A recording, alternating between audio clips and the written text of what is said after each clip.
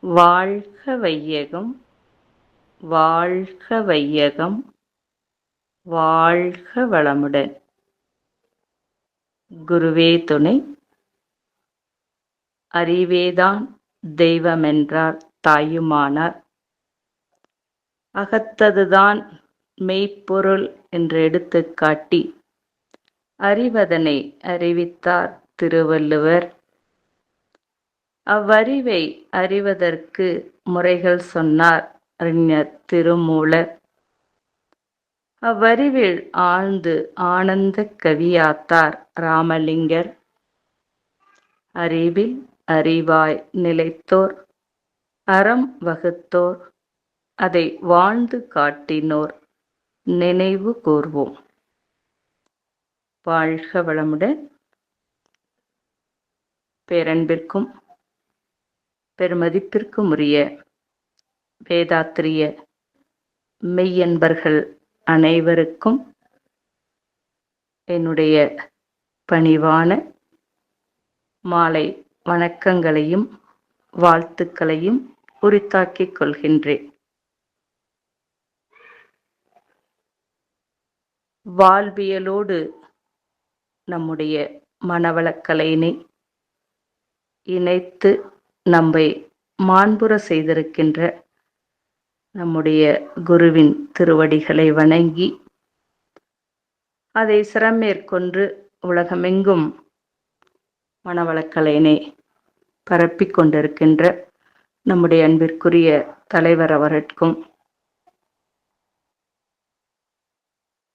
சென்னை மாநகர் அறிவு திருக்கோயிலுடைய பொறுப்பாளர்கள் அனைவருக்கும், இந்த இணைய வழியிலே பங்கு கொண்டுள்ள மெய்யன்பர்கள் அனைவருக்கும் மீண்டும் என்னுடைய நன்றியினை உரித்தாக்கிக் கொள்கின்றேன். பேரன்பு சால் மெய்யுணர்வாளர்களே, குடும்ப அமைதி,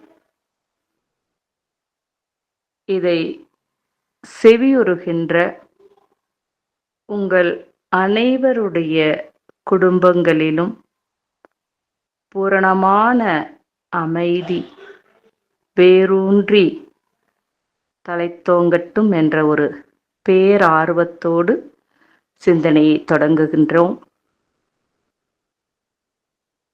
நம்ம எல்லாருமே ஒரு நிறைவான குடும்பம் வேணுமா, முழுமையான ஒரு குடும்பம் வேணுமா? ஒரு கேள்வி எழுப்பி பாருங்க. இது என்ன, ரெண்டுமே ஒண்ணுதானே?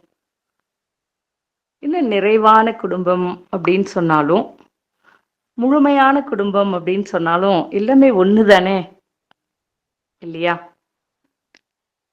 ஆனாலும் எதை நிறைவு அப்படின்னு சொல்றோம்?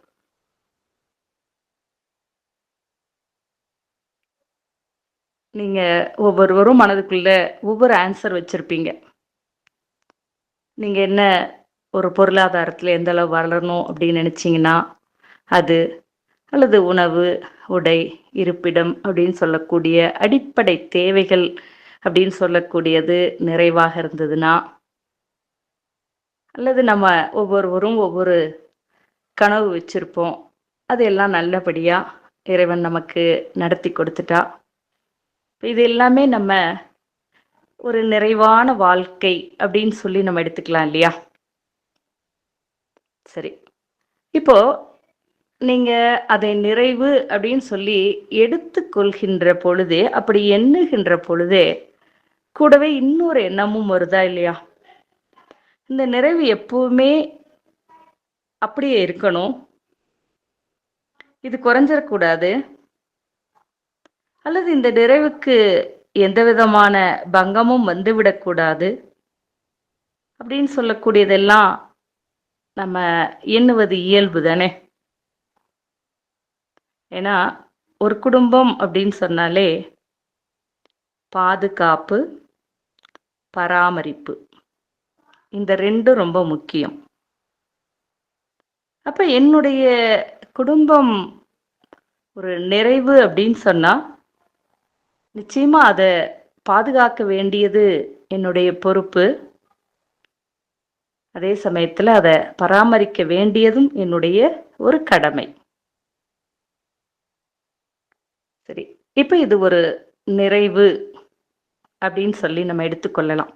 இதை தவிர வேற என்ன நிறைவு நமக்கு வாழ்க்கையில இருக்க முடியும்? சரி. முழுமை எப்படின்னா? இப்ப நம்ம எத முழுமைன்னு சொல்றோம்? இப்போ ஒரு மரம் இருக்குன்னு வச்சுக்கோங்க. ஒரு முருங்கை மரம் இருக்கு, இல்ல ஒரு எலுமிச்சை மரம் இருக்கு.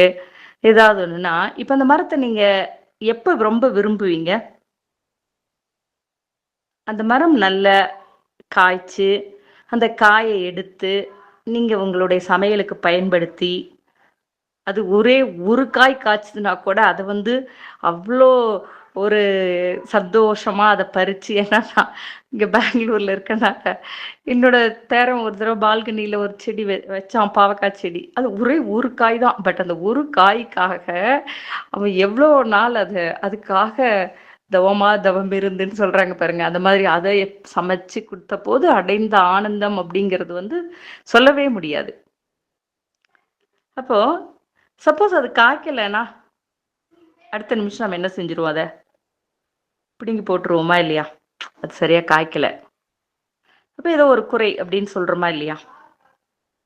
அப்ப முழுமை அப்படின்னு சொல்லக்கூடியது பார்த்தீங்கன்னா, நாம் வாழ்ந்து மற்றவருக்கு பயன் பெறுகின்ற பொழுதுதான் அது முழுமை பெறும்.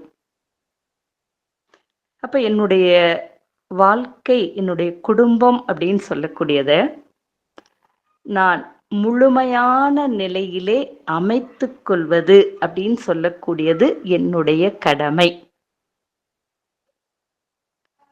அருட்தந்தையினுடைய ஒரு கவி, இல்லம் கொண்டு பொருட்கள் ஈட்டி காத்து நல்லாளோடு இன்புற்று. நிறுத்திடுங்கங்க அதோட. இது நிறைவு. அதோட நிக்கல அருட்தந்தை. நாட்டிற்கும் ஈகை புரிந்து பல்லோரும் இன்பமுற பரந்த நினைவில் வாழும் நல் அறமே இல்லறம். அதுவே இந்நானிடம் ஏற்கும் நெறி. இப்ப உங்களுக்கு நல்லா புரிஞ்சிருக்கும்னு நினைக்கிறேன்.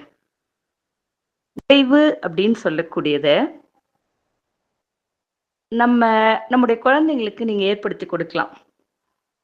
அல்லது நமக்கு நம்முடைய தாய் தந்தையர் ஏற்படுத்தி கொடுத்திருக்கலாம். ஆனா முழுமை அப்படின்னு சொல்லக்கூடியத யார் தான் ஏற்படுத்தி கொள்ள முடியும்?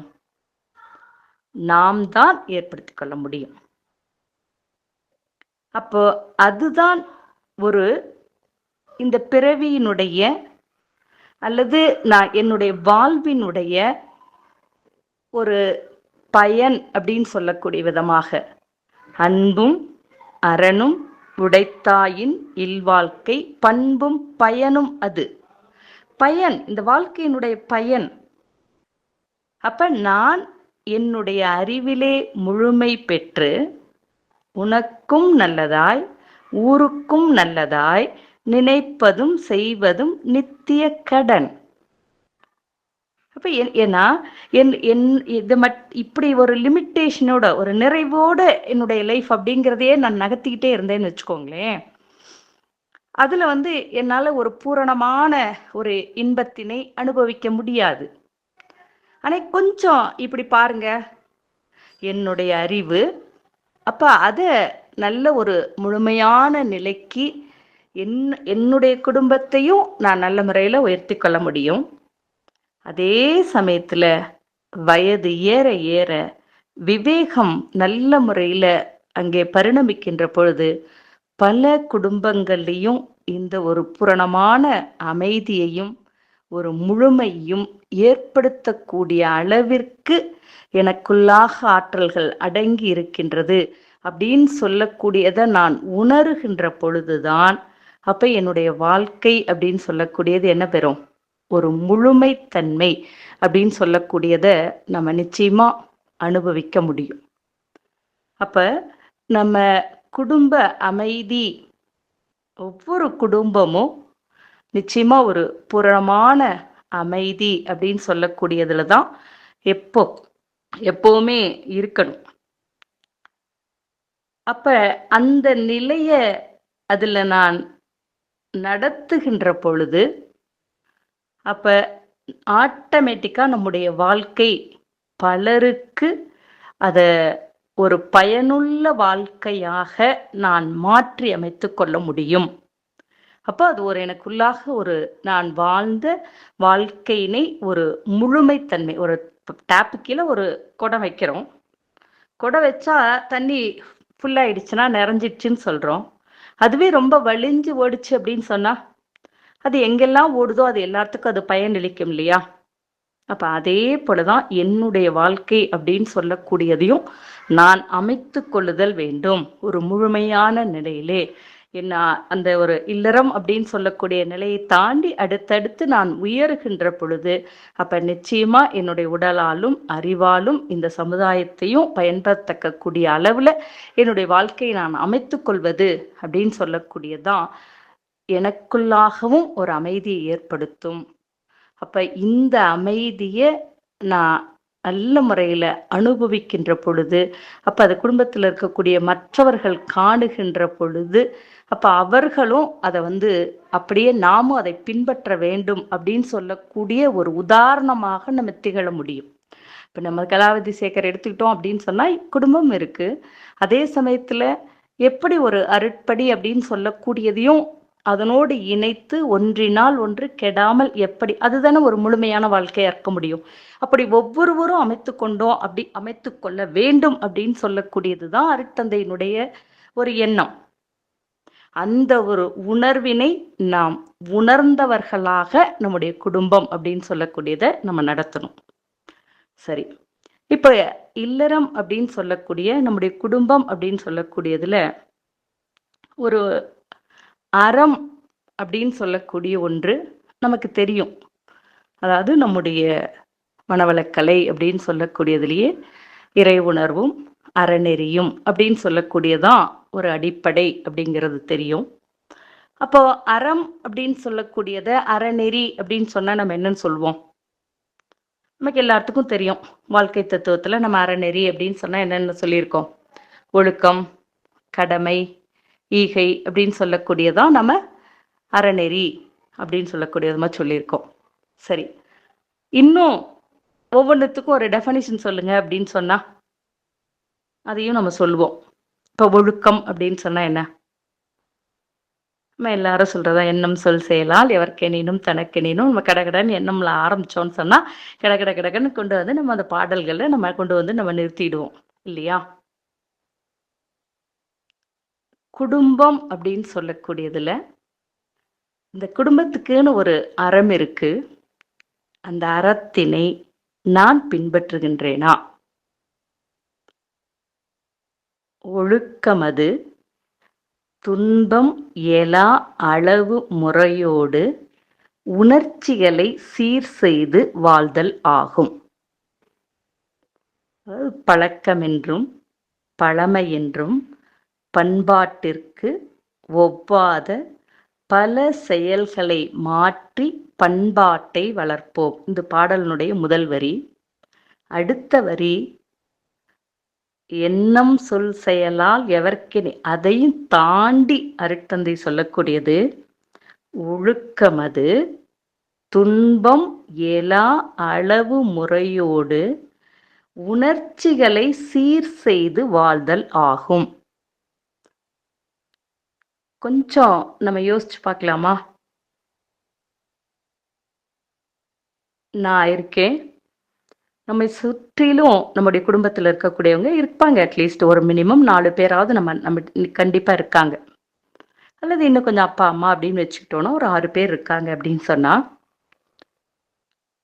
உணர்ச்சிகளை சீர் செய்து வாழ்தல் ஆகும். அதுதான் ஒழுக்கம்.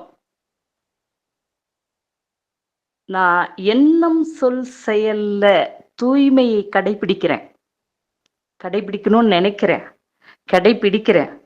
அதற்காக நான் நிஜமா ஒரு கொஞ்சம் மெனக்கெடுறேன், மாற்றிக்கொள்ளுகின்றேன்.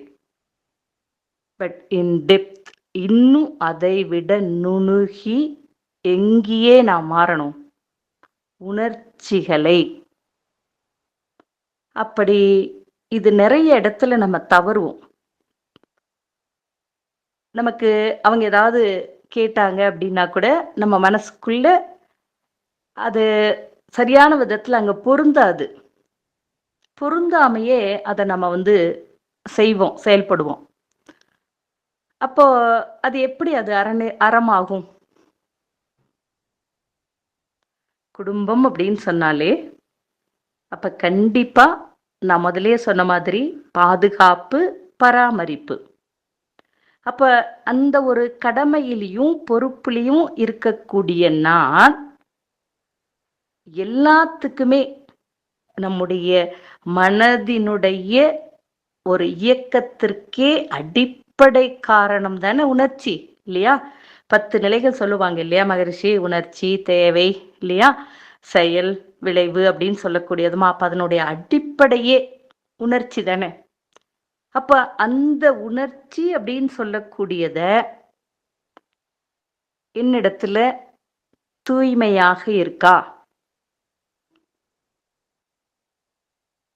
குரு வணக்க பாடல் அருட்தந்தை சொல்லுவாங்க, திட்டமிட்டு அறம் ஆற்றி தூய்மை அறிவில் உடலில் பெற்றுவிட்டால் நம்ம என்ன செய்யணும்? நிச்சயமா நம்முடைய குடும்பம் அப்படின்னு சொல்லக்கூடியது ஒரு அறநெறி சார்ந்த குடும்பமாகத்தான் நான் மாற்றி அமைக்க வேண்டும் அப்படின்னு சொல்லக்கூடிய விதமாக நம்ம அதுக்காக தான் நம்ம மனவளக்கலைக்கே நம்ம வந்திருக்கோம்.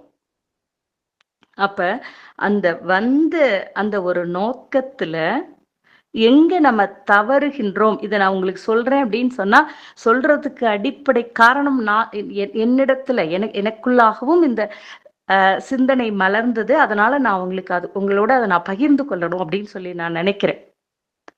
ஒரு முறை நான் என்னோட என்னோட பெண்ணுகிட்ட நான் சொன்னேன், அது மாதிரி எல்லாரும் இருக்கிறதுனே ஏதேனும் ஒரு சில பிரச்சனைகள் ஏதேனும் ஒண்ணுன்னா நான் வீட்டுல பெண் குழந்தைங்கிட்ட சொல்லுவாங்க. யூஸ்வலா ஆண் குழந்தைங்கிட்ட அவ்வளவா பரிமாறிக்க மாட்டாங்க.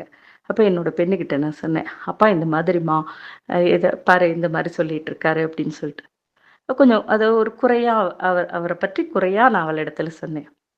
அடுத்த நிமிடம் அவ சொன்னா, அப்பா கடவுள் மாதிரினா. அப்ப எனக்கு ஒரு மாதிரி ரொம்ப ஷாக்கிங்கா இருந்துச்சு. பாத்தியா, அப்ப கூட அவ அப்பா பக்கம் தானே இருக்கா, அப்பாவை கடவுள்னு சொல்றா, பாத்தியா? அப்ப அம்மா என்னம்மா அப்படின்னு. என்னம்மா நீ இப்படி புரிஞ்சுட்டு இருக்க? கடவுள் நீ எவ்வளவோ எல்லாம் அதாவது ஒரு சில வீடுகள்ல, நம்ம வீட்டுல இல்ல, ஒரு சில வீடுகள்ல எல்லாம் அந்த கடவுளுக்கு ஒரு நாளும் ஒரு நெய்வேத்தியம் வைப்பாங்க. அப்புறம் ஒரு நாளும் ஒரு மாதிரி விளக்கு ஏற்றுவாங்க, என்னென்னவோ எல்லாம் பண்ணுவாங்க. என்னைக்காவது கடவுள் வாயை திறந்து இது நல்லா இருக்கு அப்படின்னு சொல்லியிருக்காராமா? சொன்னதே இல்லை. ஆனா அவங்க என்னைக்காவது செய்யறத மாத்திருக்காங்களாமா? ஆனாலும் நம்ம என்ன செய்யறோம்? அப்படி பூரணமான அன்போடு நம்ம எவ்வளோ அந்த கடவுளுக்கு நம்ம எப்படியெல்லாம் பிடிக்கும், எப்படியெல்லாம் அலங்காரம் பண்றோம், என்னெல்லாம் செய்யறோம், அதுக்காக எவ்வளோ மெனக்கெடுறோம், விரதம் இருக்கோம், என்னென்னவோ எல்லாம் பண்ணி அப்ப நம்ம அப்படி செய்யறோமே, அங்கிருந்து ஏதாவது ஒரு ரிஃப்ளெக்ஷன், அங்கிருந்து ஏதாவது ஒரு சொல்லோ ஏதாவது ஒன்றும் அங்க வருதாமா? வரல அப்படின்னு தெரிஞ்சாலும் கூட நம்ம அந்த அன்பை மாற்றிக்கொள்றோமா? மாற்றிக்கொள்வதே இல்லையே. அப்ப ஏன் நீ எல்லாரிடத்திலையும் இறைவனை காணுகின்றேன் அப்படின்னு வெறுமனே பேச்சு மட்டும்தான் இருக்கா? ஏன் இந்த இடத்துல நீ குறை காணுகின்றாய்? உண்மையில என்னுடைய தந்தையாரை நான் உண்மையில அப்ப அந்த நேரத்துல நான் நினைச்சேன், அவர் போட்ட விதை அப்படின்னு சொல்லக்கூடியதுதான் இது. இந்த உணர்ச்சிகளை சீர் செய்தல் அது அவருடைய இயல்பு. அப்ப நம்ம என்ன செய்யலாம்? அப்ப அந்த இயல்பை நான் அதை அப்படியே ஏற்றுக்கொள்ளுதல் அப்படின்னு சொல்லக்கூடிய தன்மையாக. ஏன்னா இந்த உலகத்துல யாரையும் திருத்தவோ அல்லது அடக்கவோ மாற்றவோ அப்படின்னு சொல்லக்கூடியது முடியாது. நாம் திருந்த முடியும், நாம் அடங்க முடியும். அப்ப நம்ம என்ன செய்யலாம்? நம்ம நம்ம நம்முடைய இயல்பிலிருந்து நான் மாறாமல் என்னுடைய ஒரு பராமரிப்பு கடமை அப்படின்னு சொல்லக்கூடியது என்னுடைய கடமை. அப்ப இதுதான் அறம். பிறருடைய தேவைகளையும் விருப்பங்களுக்கும் மதிப்பு கொடுத்து தன்னுடைய தேவைகளையும் விருப்பங்களையும் எந்த அளவிற்கு நான் கட்டுக்குள் வைத்துக் கொள்ளுகின்றேனோ அந்த அளவிற்கு குடும்பத்தில் அமைதி பிறக்கும்.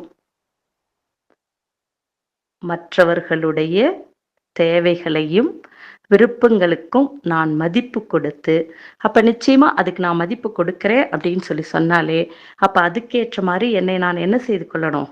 கண்டிப்பா மாற்றி அமைத்துக் கொள்ளுகின்ற பொழுதுதான் அப்போ ஒரு அமைதி அப்படின்னு சொல்லக்கூடியது ஒரு அங்கே நிலவ முடியும். இது ஒரு குடும்பத்தினுடைய ஒரு அடிப்படை அறம். இதை நல்லா நம்ம மனதில் புரிந்து கொள்ளணும். வெறும் எண்ணம் சொல் செயல் மட்டும் நம்ம தூய்மை அப்படின்னு சொல்லிட்டு உள்ளொன்று வைத்து புறம் ஒன்று பேசுவார் உறவு களவாமை வேண்டும். கொஞ்சம் அந்த வரியை நல்லா ஆழமா சிந்திச்சு பாருங்க. உள் ஒன்று வைத்து புறம் ஒன்று பேசுவார் உறவு களவாமை வேண்டும். அப்ப இது நீங்க சமுதாயத்தை விடுங்க, வீட்டுக்குள்ளேயே நம்ம மனசுக்குள்ள ஒண்ண நினைச்சிட்டு வெளியில அவங்க கிட்ட அப்படி இருந்து அப்படின்னா அப்ப அது அது அந்த உறவு அது எப்படி அந்த உறவு கலப்புறும்? அந்த உறவுக்குள்ளாக எப்படி அந்த ஒரு இனிமைங்கிறது வர முடியும்? ஸோ நிச்சயமாக நாம் இந்த ஒரு தன்மையினை மாற்றிக்கொள்ளுதல் என்று சொல்லக்கூடியது ரொம்ப முக்கியம். ஸோ இந்த ஒரு வரியை நம்ம நிச்சயமா நம்ம எல்லாருமே குடும்பத்தில் இருக்கக்கூடிய எல்லாருமே ஒழுக்கம் அது துன்பம் எழா அளவு முறையோடு உணர்ச்சிகளை சீர் செய்து வாழ்தல் ஆகும். ஸோ உணர்ச்சி அப்படின்னு சொல்லக்கூடியதே ரொம்ப மனசுல ஒண்ணு நினைக்கிறது, வெளியில ஒண்ணு சொல்றது, வெளியில ஏதோ மனசுக்குள்ளேயே அப்படியே குழப்பிக்கிட்டு வீட்டுல ஏதோ நல்லவங்க மாதிரி அப்படியெல்லாம் இல்லாம நம்ம அவர்களை அப்படி இயல்பான தன்மையோடு ஏற்றுக்கொள்ளக்கூடிய அளவிற்கு உயர்கின்ற ஒரு தன்மை எதுவோ அதுதான் ஒரு நல்ல ஒரு அறநெறி சார்ந்த ஒரு குடும்பம் அப்படின்னு சொல்லக்கூடிய அமைப்பினை நம்மால உருவாக்க முடியும். ஸோ அப்படிப்பட்ட ஒரு நல்ல ஒரு குடும்பம் அப்படின்னு சொல்லக்கூடியத நம்ம கண்டிப்பா நம்ம அமைக்கக்கூடியதுல நமக்கு முக்கியமான பங்கு அப்படின்னு சொல்லக்கூடியது இருக்கு என்று சொல்லக்கூடியத நம்ம நல்ல முறையில நம்ம புரிந்து கொள்ளுதல் அப்படின்னு சொல்லக்கூடியது. அதே மாதிரி அருட்தந்தை சொல்லக்கூடியது குடும்ப உறுப்பினர்கள் அப்படின்னு சொல்லக்கூடியவங்கல்ல எல்லோருக்குமே உடல் நலம், மனவளம், பொருளாதாரம் இந்த மூணுமே ஈக்குவலா இருக்கணும். இதற்காக நாம கண்டிப்பா யாராவது ஒருத்தருக்கு ஒருவர் நம்ம நல்ல முறையில விட்டு கொடுத்து அதை அவர்களும் சரியான விதத்துல புரிந்து கொள்ளக்கூடிய அளவிற்கு நம்ம முதல்ல தயாராக இருக்கணும். ஏன்னா மனவளக்கலையில் இருக்கக்கூடியவர்களுக்கு தான் அந்த பொறுப்பும் கடமையும் ரொம்ப அதிகம். ஏன்னா அவர்களுக்கு மற்றவர்களுக்கு தெரியாது. அப்போ நம்ம தெரிந்து கொண்டோம் அப்படின்னு சொன்னா அப்ப நிச்சயமா நம்ம தான் முதல்ல அதை பின்பற்றக்கூடியவர்கள முதன்மையானவர்களாக இருக்கக்கூடிய விதத்துல இருக்கணும். அப்ப நம்ம எல்லோருக்குமே அப்ப அதுக்கு என்னுடைய அப்பா அடிக்கடி சொல்லக்கூடியது முதல்ல நம்ம பயிற்சியை நம்ம விடாம நம்ம ஃபாலோ பண்ணுவோம். அப்படி செய்கின்ற பொழுது யாரையும் கட்டாயப்படுத்த வேண்டாம். அல்லது என்னோட குழந்தைங்க செய்யலையே, என் வீட்டுக்காரர் செய்யலையே அப்படின்னு சொல்லி வருத்தப்படவும் வேண்டாம். நம்ம செய்து கொண்டே இருப்போம். அப்ப நம்மிடத்துல ஏற்படக்கூடிய மாற்றம் நிச்சயமாக அவர்களிடத்திலே அந்த மாற்றத்தினை ஏற்படுத்தும். அதுக்கு நல்ல முறையில நம்மகிட்ட வாழ்த்து இருக்கு. ஸோ நல்ல முறையில வாழ்த்தி கொண்டே இருப்போம். அப்ப காலத்தால் அவர்களிடத்திலேயும் அது ஒரு நல்ல ஒரு மாற்றத்தினை ஏற்படுத்தும். எப்பவுமே அந்த மாதிரி ஒரு குறைவாக அப்ப அவங்க நல்ல விஷயம்தான், நீங்க நல்லதுதான் நினைக்கிறீங்க. ஆனாலும் கூட அதை ஒரு குறையாக நீங்க மனதுக்குள்ளாக எண்ணம் அப்படி அந்த மாதிரி எண்ணாதீங்க. நிச்சயமா காலத்தால் இது அவர்களிடத்துல நல்ல ஒரு மாற்றத்தினை ஏற்படுத்தட்டும் என்று சொல்லக்கூடிய ஒரு பூரணமான ஒரு நல்ல ஒரு உணர்வோட நம்ம அந்த நிலைப்பாட்டை நம்ம எடுத்துக்கொண்டோம் அப்படின்னு சொன்னா, அப்ப நம்ம பயிற்சிகளை நம்ம சரியான விதத்துல நம்ம நல்ல முறையில செயல்படுத்துகின்ற பொழுது, அப்ப நிச்சயமா கண்டிப்பா அவர்களும் அந்த நிலைப்பாட்டுக்கு காலத்தால வருவாங்க. வராம போயிடவே முடியாது. எங்கேயோ ஒரு இடத்துல ஒரு அருகம்பில், ஒரு வேர் அப்படின்னு சொன்னா, அதை நம்ம அதுக்கு என்ன தண்ணி கிடைக்குதோ, என்ன வெளிச்சம் கிடைக்குதோ, என்ன கிடைக்குதோ, அது எந்த அளவு தூரம் அது ஓடுது. எங்கேயோ நம்ம கொஞ்சம் ஒரு நல்ல ஒரு 1/2 அடி தாண்டி ஒரு 10 ஃபீட், 20 ஃபீட் தாண்டி நம்ம பறிச்சோம் அப்படின்னு சொன்னா கூட, அதனுடைய வேர நம்ம பார்க்க முடியும். அப்ப அந்த அளவுக்கு நுட்பமாக நம்முடைய அறிவினுடைய திறன், அறிவு, வியாபக அறிவு அப்படின்னு சொல்லக்கூடிய விதத்துல. அப்ப அறிவினுடைய திறனை நான் புரிந்து கொண்டேன் அப்படின்னு சொன்னா, அப்ப எங்க போயிட முடியும்? அது வந்து தானே மலர்ந்து தானே தீரணும். ஏன் நம்ம அத வந்து ஒரு குறைவாக நினைக்கக்கூடிய ஒரு தன்மை அப்படின்னு சொல்லக்கூடியது. அதனால அந்த மாதிரி இல்லாம, என்ன நம்ம நம்முடைய இந்த 3ம் நம்முடைய குடும்பத்துல உடல் நலம், மனவளம், பொருளாதாரம் அப்படின்னு சொல்லக்கூடிய 3ம் நம்ம நிச்சயமா நம்ம கண்டிப்பா எப்படி இருக்கு அப்படிங்கிறத கொஞ்சம் நம்ம உட்கார்ந்து ஒரு சிந்திச்சு பார்த்து, நம்ம அத கண்டிப்பா நம்ம எந்த அளவுக்கு மாற்றியமைத்துக் கொள்ள முடியும். அதற்கு நம்ம என்ன செய்யணும் அப்படின்னு கேட்டிங்கன்னா, நமக்கு அமைந்துள்ள வாய்ப்புக்களையும், சூழ்நிலைகளையும் கணித்துக் கொள்ளுதல். இல்லையா? நம்ம சப்போஸ் ஒரு வேலைக்கு போறோம், அல்லது நம்முடைய குடும்பத்தில் இருக்கக்கூடிய அமைப்பு எப்படி? சூழ்நிலை எப்படி? இது எல்லாமே நம்ம யோசிக்காம வெறுமனே குறைவு படுறதுல ஒரு பிரயோஜனமும் கிடையாது. அதனால அத நம்ம முதல்ல நம்ம நல்ல முறையில புரிந்து கொண்டோம் அப்படின்னு சொன்னா, அப்ப இந்த 3த்தையும் நான் எப்படி சரிப்படுத்த முடியும்? சமப்படுத்த முடியும்? இதுல ஒன்றினால ஒன்று கூடவும் இருக்கக்கூடாது, குறைவும் இருக்கக்கூடாது. இது எல்லாமே நல்ல சேச்சுரேட்டடா இருக்கக்கூடிய அளவிற்கு, அதை முழுமையாக குடுக்கக்கூடியது நம்முடைய மனவளக்கலை மட்டும்தான். அப்ப மனவளக்கலையில நம்ம இருக்கோம் அப்படின்னு சொன்னா, அப்ப நம்ம இத எப்படி நம்ம சரியான விதத்துல நம்ம வைத்துக்கொள்வது அப்படின்னு சொல்லக்கூடியத நம்ம கொஞ்சம் நல்ல முறையில பார்த்துக்கொள்ளுதல் அப்படின்னு சொல்லக்கூடியது ரொம்ப முக்கியம். ஏன்னா குடும்ப அமைதியில எதெல்லாம் தேவை அப்படிங்கிறது தான் கொஞ்சம் நான் ரொம்ப செலக்ட் பண்ணி உங்களுக்கு நான் சொல்லிட்டு வரேன். அது எல்லாமே குடும்பம் அப்படிங்கிறதுல நம்ம கடைபிடிக்கக்கூடிய அனுபவத்திலிருந்து வரக்கூடிய வார்த்தைகள் அப்படின்னு சொல்லக்கூடியது இதுல வந்து ரொம்ப முக்கியம். அதே போல அருட்தந்தை அவர்கள் சொல்லக்கூடியது சிக்கனம், சிந்தனை, சீர்திருத்தம். எந்த அளவிற்கு சீர்திருத்தம் அப்படின்னு சொல்லக்கூடியது, சிக்கனம், சிந்தனை இது வந்து ரொம்ப முக்கியம் பாருங்க.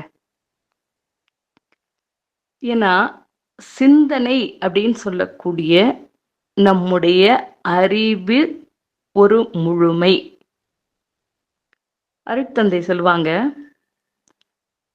உண்மை, மேன்மை. அதாவது உண்மை அப்படின்னு சொல்லக்கூடியது இறைநிலை. மேன்மை அப்படின்னு சொல்லக்கூடியது நம்முடைய மனம். அப்ப இத நல்லா நான் புரிந்து கொள்ளணும் அப்படின்னு சொன்னா, அப்ப நிச்சயமாக ஒரு நுண்மை, நுணுகி நிற்கக்கூடிய ஒரு திறன். அதைத்தான் நாம் சிந்தனை என்று சொல்லக்கூடிய விதமா சொல்றோம். சிந்திக்கக்கூடிய திறன். அப்ப நான் சிந்தித்து செயல்புரிகின்ற பொழுது, இந்த ஏதேனும் பிரச்சனைகள், ஏதேனும் சிக்கல்கள், அந்த மாரி எல்லாம் நிச்சயமா நம்முடைய குடும்பங்கள்ல இருக்கதான் செய்யும். இதற்கு எல்லாத்துக்கும் தீர்வு அப்படின்னு சொல்லக்கூடியது வெளியில இல்ல. இந்த சிக்கல்களுக்கான தீர்வு என்னால அத வந்து சரியான விதத்துல அதற்கு ஒரு விடை காண முடியும் அப்படின்னு சொல்லக்கூடிய விதத்துல நம்ம கொஞ்சம் நுணுகி என்னுடைய அறிவினை சிந்தனை வயப்பட செய்தேன் அப்படின்னு சொன்னா, அப்ப நிச்சயமா உங்களுடைய குடும்பத்தை ஒரு அமைதியான குடும்பமாக உங்களால் மாற்றியமைக்க முடியும். இதுக்கு ஏதோ வெளியில இருந்து அல்லது யாருகிட்டயாவது போய் கேட்கணும் அப்படின்னு சொல்ல முடிய தன்மையெல்லாம் எதுவுமே கிடையாது. அதுக்குதான் அருட்தந்தை சொல்லக்கூடியது, வாழ வேண்டிய முறையையும் ஆற்ற வேண்டிய செயல்களையும் நம்ம முதல்ல நல்ல முறையில தொகுத்து கொள்ளணும். நான் அடிக்கடி மன்றங்கள்ல சொல்லக்கூடியதுதான், முதல்ல நம்ம ஒவ்வொருவருமே, அதுவும் இப்ப நம்ம சப்போஸ் இல்லறம் அப்படின்னு சொல்லக்கூடிய விதத்துல குழந்தைங்களோட இப்ப நான் என்ன மாரி இருக்கக்கூடியவங்கலாம் கிட்டத்தட்ட நாங்க வானப்பிரஸ்தத்துல இருக்கோம். அப்ப ஆனா ஒரு குடும்பம் அப்படின்னு சொல்லக்கூடிய அமைப்புல இருக்கக்கூடியவங்களுக்கு நிச்சயமா பொறுப்புகள், கடமைகள், பராமரிப்பு எல்லாமே ரொம்ப அவசியமாக இருக்கக்கூடிய ஒன்று. நல்ல ஒரு நாள் கொஞ்ச நேரம் உட்காருங்க. ஒரு 15 நிமிடம் நல்ல துரியம் பண்ணுங்க. ஒரு பேப்பரோட, பேனாவோட உட்காருங்க. எது எல்லாம் நான் என்னுடைய குடும்பத்துல நான் அடைய வேண்டும்? எந்தெந்த நிலைகள்லாம் உயர வேண்டும்? என்னென்னலாம் என்னுடைய எண்ணங்கள்? என்று சொல்லக்கூடியது எல்லாமே எழுதுங்க. கண்டிப்பா நீங்க நினைச்சுக்கிட்டே இருக்கும்போது, கூடவே அந்த கவலைகளும், அது நடக்குமா? நடக்காதா? அப்படின்னு சொல்லக்கூடிய ஒரு சில மாற்று யோசனைகளும், அது மாரி வந்துகிட்டே இருக்கும். பட் நல்ல தீர்க்கமா இதெல்லாம் நான் அடைந்தே தீர வேண்டும் அப்படின்னு சொல்லக்கூடிய விதத்துல எழுதுங்க. எழுதுனீங்க அப்படின்னு சொன்னா ஒரு 4, 5 எண்ணங்கள் தான் இருக்கும். அப்ப டெய்லி அத காலையில எழுந்த உடனே, அத நல்ல ஒரு சொற்றொடராக பிரயோகம் பண்ணிக்கோங்க. காலையில எழுந்த உடனே ஒரு 5 நிமிடம் அதே பெட்ல அப்படியே உட்காந்து, நல்ல துரியதவம் பண்ணி, இதெல்லாம் நான் அடைய வேண்டும் அப்படின்னு சொல்லக்கூடிய நிலையில, அத ஒரு சங்கல்பமாக நல்ல முறையில மாற்றி அமைத்துட்டு, சங்கல்பத்த சொல்லி முடிச்சுட்டு, அதன் பிறகு நீங்க வந்து என்ன வேலைகளோ, என்னெல்லாம் நீங்க செய்யணுமோ, அதெல்லாம் நீங்க பாட்டுக்கு செஞ்சுக்கிட்டே இருங்க. இப்போ அந்த எண்ணத்த யார் இடத்துல போட்டுட்டீங்க? இறைவன் இடத்துல போட்டுட்டீங்க. கண்டிப்பா அந்த எண்ணம் காலத்தால செயலுக்கு வந்தே தீரும். திருப்பி நைட் அதே மாரி படுக்கிறீங்க. படுக்க போம்போது அதே பெட்ல உட்காந்து ஒரு 5 நிமிடம் துரியம் பண்ணிட்டு, அதுக்கப்புறம் என்ன நீங்க அந்த சங்கல்பம் என்னவோ, அத ஒரு முறை நல்லா அழுத்தமா சொல்லிட்டு, நீங்க பாட்டுக்கு நீங்க உங்க வேலைய நீங்க பாருங்க நீங்க. அப்போ காலத்தாலே அவை மாற்றம் பெறும். நிச்சயமா என்ன எண்ணினீர்களோ, அதை அப்படியே செயலுக்கு வரக்கூடிய தன்மையினை நீங்கள் அனுபவிக்க முடியும். இதுவும் ஒரு அனுபவ உண்மைதான். இத விடுத்துட்டு, நம்ம ஒரு அதாவது ஒரு மனதுல ஒரு செய்யலாமா? வேண்டாமா? அல்லது நம்ம நினைக்கிறது கரெக்ட்டா? தப்பா? அப்படின்னு சொல்லக்கூடிய விதமாக அந்த ஒரு குறைவான தன்மையே வேண்டாம். அதுதான் அருட்தந்தை சொல்லக்கூடியது. வாழ வேண்டிய முறை, ஆற்ற வேண்டிய செயல்கள். இது எல்லாத்தையும் நம்ம நல்ல முறையில நம்ம தொகுத்து கொண்டோம் அப்படின்னு சொன்னா, அப்ப நம்ம என்ன செய்யணும்? வாழ்வுக்கு தன்னை தகுதியாக்கிக் கொள்ளக்கூடிய உடல் வலிமையும், அறிவையும், திறனையும் உயர்த்திக் கொள்ளுதல் அவசியம். அப்ப இதெல்லாம் நான் வாழ்க்கையில நான் அடையணும் அப்படின்னு சொன்னா, அப்ப அதுக்கு நான் என்ன செய்யணும்? இல்லையா? அதுவும் ரொம்ப முக்கியம் இல்லையா? அப்போ அதுக்கு என்ன செய்யணும் அப்படின்னு சொல்லக்கூடிய விதமாக, எப்படி என்னை நான் அதுக்கு தயார்படுத்திக் கொள்வது? என்று சொல்லக்கூடிய விதமாக, நம்ம நிச்சயமா நமக்கு அதுக்கான வழி, நான் முதல்லயே சொன்ன மாரி வெளியில இல்ல. நீங்க கொஞ்சம் நல்லா உட்கார்ந்து கொஞ்சம் சிந்திச்சீங்க அப்படின்னு சொன்னாலே, அது எல்லாத்தையும் நீங்க உங்களால அடைய முடியும். விழிப்போடும், விடாமுயற்சியோடும் எண்ணம், சொல், செயல்களை பயன்படுத்துதல். கண்டிப்பா நீங்க அந்த மாரி நீங்க நல்ல ஒரு துரியதம் பண்ணி, அந்த மாரி நல்ல முறையில உங்களுடைய எண்ணங்கள நீங்க நல்ல சங்கல்பமாக மாற்றியமைத்துக் கொள்கின்ற பொழுது, அப்ப ஆட்டோமேட்டிக்கா உங்களுக்குள்ளாக நல்ல ஒரு விடாமுயற்சி, ஆமா இத நான் அடைந்தே தீர வேண்டும். அப்ப இதுக்கு என்னை எப்படி நான் உயர்த்திக் கொள்வது? என்ன நான் செயல்படுத்துவது? என்னை நான் எப்படி மாற்றியமைத்துக் கொள்வது? அப்படின்னு சொல்லக்கூடிய விதமாக நீங்க செயல்படுகின்ற பொழுது, அப்ப நிச்சயமா இந்த குடும்பத்தினை நீங்க எந்த அளவுக்கு உயர்த்தணும்னு நினைக்கிறீங்களோ, அந்த தன்மையில கொஞ்சம் கூட குறைவில்லாமல் உங்களால் உயர்த்த முடியும். அப்ப அது கண்டிப்பாக அந்த ஒரு எல்லோரும் இணைந்த அந்த ஒரு குடும்பத்துல நல்ல ஒரு பூரணமான அமைதியினை அது நல்ல முறையில கொடுக்கக்கூடிய தன்மையினை நம்ம நல்ல முறையில பார்த்துக்கொள்ள முடியும். அப்படி இல்ல, ஏதேனும் ஒரு சில குறைகள், குற்றங்கள் அப்படின்னு சொல்லக்கூடியது குடும்ப உறுப்பினர்களுக்குள்ளாக இருந்துச்சு அப்படின்னு சொன்னாலும், அதையும் அருட்தந்தை சொல்லக்கூடியது, மற்றவர்களுடைய குறைகளை பெரிதுபடுத்தாமை. உடன் சுட்டி காட்டாமை. ஏதேனும் அந்த மாதிரி ஒரு கடும் சொற்கள் பிரயோகிச்சாலும் கூட அவை சொல்லப்படாதது போல் பாவித்தல் அவசியம். ஏன்னா இது இயல்பா நிறைய வீடுகள் இல்லை, எல்லா வீட்லயும் நடக்கக்கூடியதுதான். ஏதேனும் ஒரு சொல்லிட்டோம் அப்படின்னு சொன்னா அதை வந்து எப்ப வரைக்கும் வச்சுக்குவாங்க, கடைசி வரைக்கும் வச்சுக்குவாங்க. அந்த நாள் வரைக்கும் அப்ப அப்படி சொன்னியே, அப்ப அப்படி சொன்னியே அப்படின்னு சொல்லிட்டு அந்த மாதிரியான தன்மைகள் எல்லாம் நம்முடைய குடும்பங்கள்ல இருக்கக்கூடாது. பிறருடைய குற்றத்தை பெரிதுபடுத்தாமை. ஏதேனும் அந்த மாதிரி ஏதேனும் ஒரு சில சொல்லிட்டாங்க அப்படின்னு சொன்னா கூட அதை வந்து சொல்லப்படாதது போல் பாவித்தல் அவசியம். சூரியன் இருக்கு பிரகாசமா, ஒரு சில சமயங்கள்ல நாய் வந்து அந்த சூரியனை பார்த்து அதனுடைய கதிரொளி பார்த்து எங்கேயாவது பட்டு பிரதிபலிக்கின்ற பொழுது அதை பார்த்து அந்த நாய் குறைக்குமா. அதனால சூரியனுக்கு ஏதாவது இதுவா?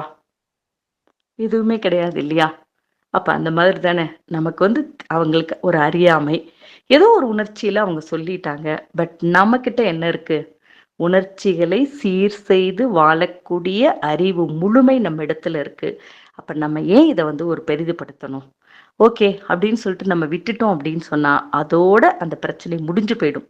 அப்படி இல்லை அப்படின்னு சொன்னா அதை நாமளும் மனசுல தாங்கிட்டு அவங்களுக்கும் அது ஏதாவது நம்ம சொல்லி அவங்களுக்கும் ஏதேனும் மனசுக்குள்ள ஏதேனும் ஒன்று ஆயிடுச்சு அப்படின்னு சொன்னா அப்ப எங்க இருந்து நம்ம திட்டமிட்டு அறம் ஆற்றி தூய்மை அறிவில் உடலில் பெறுகின்ற பொழுதுதான் புலன்மயக்கம் தாண்டிடலாம் தீரும் வினை. அப்ப நம்முடைய வினைகளை தீர்ப்பதற்காகத்தான் நம்ம பிறவியே எடுத்திருக்கின்றோம் அப்படின்னு சொல்லி அதுக்காக தான் நம்ம வந்திருக்கின்றோம். ஆனா இப்படி மேலும் மேலும் மேலும் மேலும் நம்ம பதிவுகளை சேர்த்து கொண்டே இருந்தோம் அப்படின்னு சொன்னா எப்படி பண்ண முடியும் இல்லையா? நம்ம அந்த மாதிரியான தவறுகள் அப்படின்னு சொல்லக்கூடியது நம்ம குடும்பம் அப்படின்னு சொல்லக்கூடிய அமைப்புக்குள்ள நம்ம செய்யாமல் இருத்தல் அப்படின்னு சொல்லக்கூடியதும் ரொம்ப முக்கியம். இன்னொன்னும் நம்முடைய குடும்பம் அப்படின்னு சொல்லக்கூடியதுல பொருளாதாரம் அப்படின்னு சொல்லக்கூடியது, அருட்தந்தை சொல்லக்கூடியது சிக்கனம். அதாவது நம்ம சிந்தனை அப்படின்னு சொல்லக்கூடிய விதத்துல தான் நம்முடைய அறிவினை நான் உயர்த்தி கொள்ளுகின்ற பொழுதுதான் இந்த ஒரு தெளிவு அப்படின்னு சொல்லக்கூடியது எனக்குள்ளாக மலர முடியும். சிக்கனம் அப்படின்னு சொல்லக்கூடியது என்ன வரவோ அந்த வரவிற்குள்ளாக என்னுடைய செலவுகளை நான் கட்டுக்குள் வைத்துக் கொள்ளக்கூடிய தன்மை. அதுவும் அருட்தந்தை சொல்லக்கூடியது பெண்களிடத்துல தான் இந்த ஒரு தன்மை அப்படின்னு சொல்லக்கூடியது இருக்கும். அதனால பெரும்பாலும் குடும்பத்தினுடைய பொருளாதாரத்தை நிர்வகிப்பது அப்படின்னு சொல்லக்கூடியது பெண்கள் இடத்துல இருந்துச்சு அப்படின்னு சொன்னா அப்ப அது இன்னும் ரொம்ப சிறப்பாக இருக்கும் அப்படின்னு சொல்லக்கூடியது. இன்னும் அது ஒரு பற்றாக்குறையாக இருக்குமேயானால் அதை பெண்களால ஈடுகட்ட முடியும் அப்படின்னு சொன்னா அதை ஈடுகட்டுவதிலும் தவறு இல்லை அப்படின்னு சொல்லக்கூடியதுதான் அருட்தந்தையினுடைய கருத்து. ஏன்னா பெண்கள் எல்லா வகைகளிலேயும் பொருளாதாரத்தையும் சமப்படுத்தக்கூடிய அளவுலேயும் அவர்களுடைய அறிவினுடைய தரம் உயர்ந்து இருக்கணும் என்று சொல்லக்கூடியதுதான். அதுக்காக தான் வைஸ் ட்ரஸ்ட் அப்படின்னு சொல்லிட்டு women's international spiritual educational trust அப்படின்னு சொல்லிட்டு ஆரம்பிச்சாங்க. அங்கே வந்து நம்ம குடுவாஞ்சேரியில் டைலரிங், டைப் ரைட்டிங், கம்ப்யூட்டர் இந்த மாதிரி இருக்கக்கூடியதெல்லாம் ஒரு குறைந்த விலையில் நம்முடைய மகளிருக்கு கற்றுக் கொடுக்கக்கூடிய விதத்தில் அங்கே நிறைய பேர் அதனால பயனடைஞ்சு கொண்டு வருகின்றார்கள். அப்படி அந்த நிலையிலையும் அவங்க பொருளாதாரத்தையும் சமப்படுத்தக்கூடிய அளவில் தங்களுடைய அறிவினுடைய திறனை உயர்த்தி கொள்ளுதல். ஸோ எந்த அளவுக்கு வருமானம் இருக்கோ போகாறு அகலா கடை அப்படின்னு சொல்லக்கூடிய விதத்துல நம்ம அதை சரி செய்து கொள்ளக்கூடிய ஒரு ஆற்றல் அப்படின்னு சொல்லக்கூடியது நம்ம வகுத்து கொள்ளுதல். அதே போல விருந்தினர்கள் அப்படின்னு சொல்லக்கூடியவங்க, ஏன்னா அது வந்து நம்முடைய குடும்பம் அப்படின்னு சொல்லக்கூடியதனுடைய ஒரு அமைப்பு இருக்கு அப்படின்னு சொன்னாலே சொல்லுவாங்க கிராமத்துல எல்லாம். அதாவது விருந்து இல்லாத சோறு மருந்து அப்படின்னு சொல்லுவாங்க. அப்ப யாருக்கேனும் அந்த மாதிரி நம்ம உதவக்கூடிய விதத்துல கண்டிப்பா நம்ம செயல்படுவது அப்படின்னு சொல்லக்கூடியது. ஏன்னா எல்லாரும் ஒரே மாதிரியாக இருக்க முடியாது. அதனால நம்மை சுற்றி இருக்கக்கூடியவர்களுக்கும் நம்ம கண்டிப்பா நம்மை தேடி வருகின்ற பொழுது அப்ப நிச்சயமா 2 சைட்ல இருந்தும் நம்ம கணவன் மனைவி இன்னும் இருக்கக்கூடிய எல்லா ரிலேட்டிவ்ஸ் அந்த மாதிரி வரும்போது அப்ப கண்டிப்பா விருந்தோம்பல் அப்படின்னு சொல்லக்கூடியது ரொம்ப முக்கியம். ஸோ அப்ப அதையும் எந்த அளவுக்கு ஒரு நல்ல அறிவின் நுட்பத்தோடு ஒரு முக மலர்ச்சியோடு நான் நல்ல முறையில் செயல்படுத்துதல் அப்படின்னு சொல்லக்கூடியது ரொம்ப முக்கியம். இன்னும் கற்பு நெறி அப்படின்னு சொல்லக்கூடிய ஒரு பால் உறவு அப்படின்னு சொல்லக்கூடியதையும் நம்ம, அதாவது இது வந்து இது எல்லாமே வந்து நம்ம கணவன் மனைவி 2 பேருக்கும். ஏன்னா வாழ்க்கையில வந்து நம்முடைய குடும்பம் அப்படின்னு சொல்லக்கூடிய விதமா எடுத்துக்கொண்டோம் அப்படின்னு சொன்னா, ஒரு வாழ்க்கை அனுபவம், பொருள் ஈட்டும் திறன். இந்த 2ம் தான் குடும்பத்தினுடைய ஒரு அடிப்படை. இல்லையா? நல்ல வாழ்க்கை அனுபவம் அப்படின்னு சொல்லக்கூடியது இருக்கணும். பொருளீட்டும் திறன் அப்படின்னு சொல்லக்கூடியதும் ரொம்ப அதிகமா இருக்கணும். அதுக்காக தான் அருட்தந்தை சொல்லுவாங்க, ஒரு குடும்பத்துல ஒரு 6 பேர் இருக்கோம் அப்படின்னு சொன்னா, மேக்ஸிமம் மெம்பர்ஸ் ஏர்னிங் மெம்பர்ஸா இருக்கணும். இல்லையா? ஒரு 6 பேர் இருக்கக்கூடிய குடும்பத்துல அட்லீஸ்ட் ஒரு 4 பேர் நல்ல ஏர்னிங் மெம்பர்ஸா இருந்தாங்கன்னா, அப்ப அந்த குடும்பம் நல்லா இருக்கும். ஒருத்தர் மட்டுமே சம்பாரிச்சு, மீதி இருக்கக்கூடிய எல்லாரையும் காப்பாத்தணும் அப்படின்னு சொல்லி நினைக்கின்ற பொழுது, அப்ப கண்டிப்பா ஒரு பொருளாதார சிக்கல் வருமா? இல்லையா? அப்ப வருகின்ற பொழுது ஆட்டோமேட்டிக்கா எல்லா பிரச்சனைகளும் வரும். அதனால அந்த மாதிரி இல்லாம நம்ம பார்த்துக்கொள்ளுதல் அப்படின்னு சொல்லக்கூடியது ரொம்ப முக்கியம். ஸோ அப்ப அதனால நம்ம வரவுக்குள் செலவு செய்தல் அப்படின்னு சொல்லக்கூடியது முக்கியம். இல்ல இந்த அளவு செலவுகள் இருக்கு, அதுக்கு என்னால அத காம்பன்சேட் பண்ண முடியும் அப்படின்னு சொல்லி நினைச்சோம்னு சொன்னா, அதை செய்து கொள்ளுவதிலேயும் எந்த விதமான தவறுதல் அப்படின்னு சொல்லக்கூடியது இல்ல. ஸோ அப்ப என்னிடத்தில் செய்த பொருளை ஈ சொல்லுக சொல்லை அறநெறி சேர்தற்கு சொல்லுக சொல்லை. அப்ப நம்ம கண்டிப்பா நம்ம விருந்தினர்கள் அப்படின்னு சொல்லக்கூடியது பாத்தீங்க அப்படின்னு சொல்லி சொன்னா, நம்ம கிட்ட எக்ஸஸா பகிர்ந்து கொள்ளுகின்ற பொழுது பார்த்து சொல்லி சொன்னா, அப்ப கண்டிப்பா அது நமக்கு நல்ல ஒரு உயர்வினை, நல்ல ஒரு மலர்ச்சியினை கொடுக்கக்கூடிய தன்மை. அப்ப அதனால நம்முடைய குடும்பத்தினுடைய ஒரு தரம் அப்படின்னு சொல்லக்கூடியது உயரக்கூடிய தன்மை நம்ம பார்க்க முடியும். இன்னும் நம்முடைய குடும்பத்துல நம்ம இருக்கோம் அப்படின்னு சொன்னா, அப்ப நம்ம சொல்லுவாங்க இல்லையா? ஒரு வாழ்க்கை அனுபவம் அப்படின்னு சொல்லக்கூடியது யாருகிட்ட இருக்கும்? இன்லாஸ் கிட்ட, பெரியவங்க கிட்ட இருக்கும். பொருளீட்டும் திறன் அப்படின்னு சொல்லக்கூடியது நம்முடைய யார் குடும்பத்தை நடத்துகின்றார்களோ கணவன் மனைவி கிட்ட இருக்கும். வாழ்க்கை அனுபவம் அப்படின்னு சொல்லக்கூடியது அவர்களிடத்துல இருந்து நம்மகிட்ட பொருளீட்டக்கூடிய திறன்ல இது எல்லாத்தையும் நம்ம அதான் இல்வாழ்வோன் என்போன் இயல்புடைய மூவர்க்கும் நல்லாற்றின் நின்ற துணை. அப்ப இவங்க எல்லாத்தையும் நம்ம ஒரு அரவணைத்து செல்லக்கூடிய ஒரு தன்மை. அப்ப இதுல நம்ம கொஞ்சம் கூட நம்ம ஒரு ஏற்றத்தாழ்வு குறைபாடு இல்லாம பார்த்து கொள்ளுதல். அன்பு ஊற்றாம் இல்லறத்தில் ஆண் பெண் இருவரும் ஒருவரை ஒருவர் மனம் வருந்தச் செய்தால். இது வந்து வெறுமன லைஃப் பார்ட்னர்ஸ்க்கு மட்டும் இல்ல, எல்லா மெம்பர்ஸ்க்குமே இது பொருந்தக்கூடிய ஒரு வரிகள் தான். அப்ப துன்ப உணர்வு அலை எழும்பி தாக்கியோரை தாக்கும். தொல்லை தரும் சாபமாம் நோய்கள் வரும் தேர்வீர். இன்ப ஊற்று இருவரிடை பெருக வாழ்த்தலோடு இன்முகமும் தகைமை காட்ட வேண்டும். நல்ல தரமுடைய மக்கள் தலைப்பார்கள் இல்வாழ்வை ஆய்ந்து கண்ட உண்மை இது. ஸோ அப்ப நல்ல குழந்தைங்க, நம்முடைய குடும்பம் நல்ல முறையில மேலோங்கணும் அப்படின்னு சொல்லி நம்ம நினைச்சோம் அப்படின்னு சொன்னா, அப்ப கண்டிப்பா குடும்ப உறுப்பினர்களுக்கு இடையே ஒரு நெருக்கமான ஒரு அன்பு அப்படின்னு சொல்லக்கூடியது வந்து ரொம்ப முக்கியம். ஏன்னா உண்மையான அன்பு, நெருக்கமான அன்பு, இது நம்முடைய குடும்பம், நம்முடைய குழந்தைங்க, நம்முடைய இன்லாஸ், நம்முடைய ரிலேட்டிவ்ஸ் நம்ம தான் செய்யணும். நம்ம செய்யக்கூடிய அளவுக்கு நம்மகிட்ட அறிவு இருக்கு, ஆற்றல் இருக்கு, பொருள் இருக்கு. என்ன கொஞ்சம் மனம் விரிய மாட்டேன்து. ஸோ அதுக்கும் நல்ல பயிற்சி இருக்கு. தொட்டனை தோறும் மணற்கேணி அப்படின்னு சொல்லக்கூடிய விதத்துல நம்ம நிச்சயமா கொடுக்க கொடுக்க எந்த விதத்திலையும் நான் குறையாது. அப்ப நம்ம நல்ல முறையில நம்முடைய எண்ணங்களை நல்லா உயர்த்தி கொண்டு நம்ம அந்த மாதிரி நம்ம நல்ல மனதை நம்ம அந்த மாதிரி விரித்து நாம செயல்படுகின்ற பொழுது அப்ப நல்ல தரமுடைய மக்கள் தலைப்பார்கள் இல்வாழ்வை ஆய்ந்து கண்ட உண்மை இது. இதோ அவரு வெறுமனே பாடலா எழுதி வைக்கல.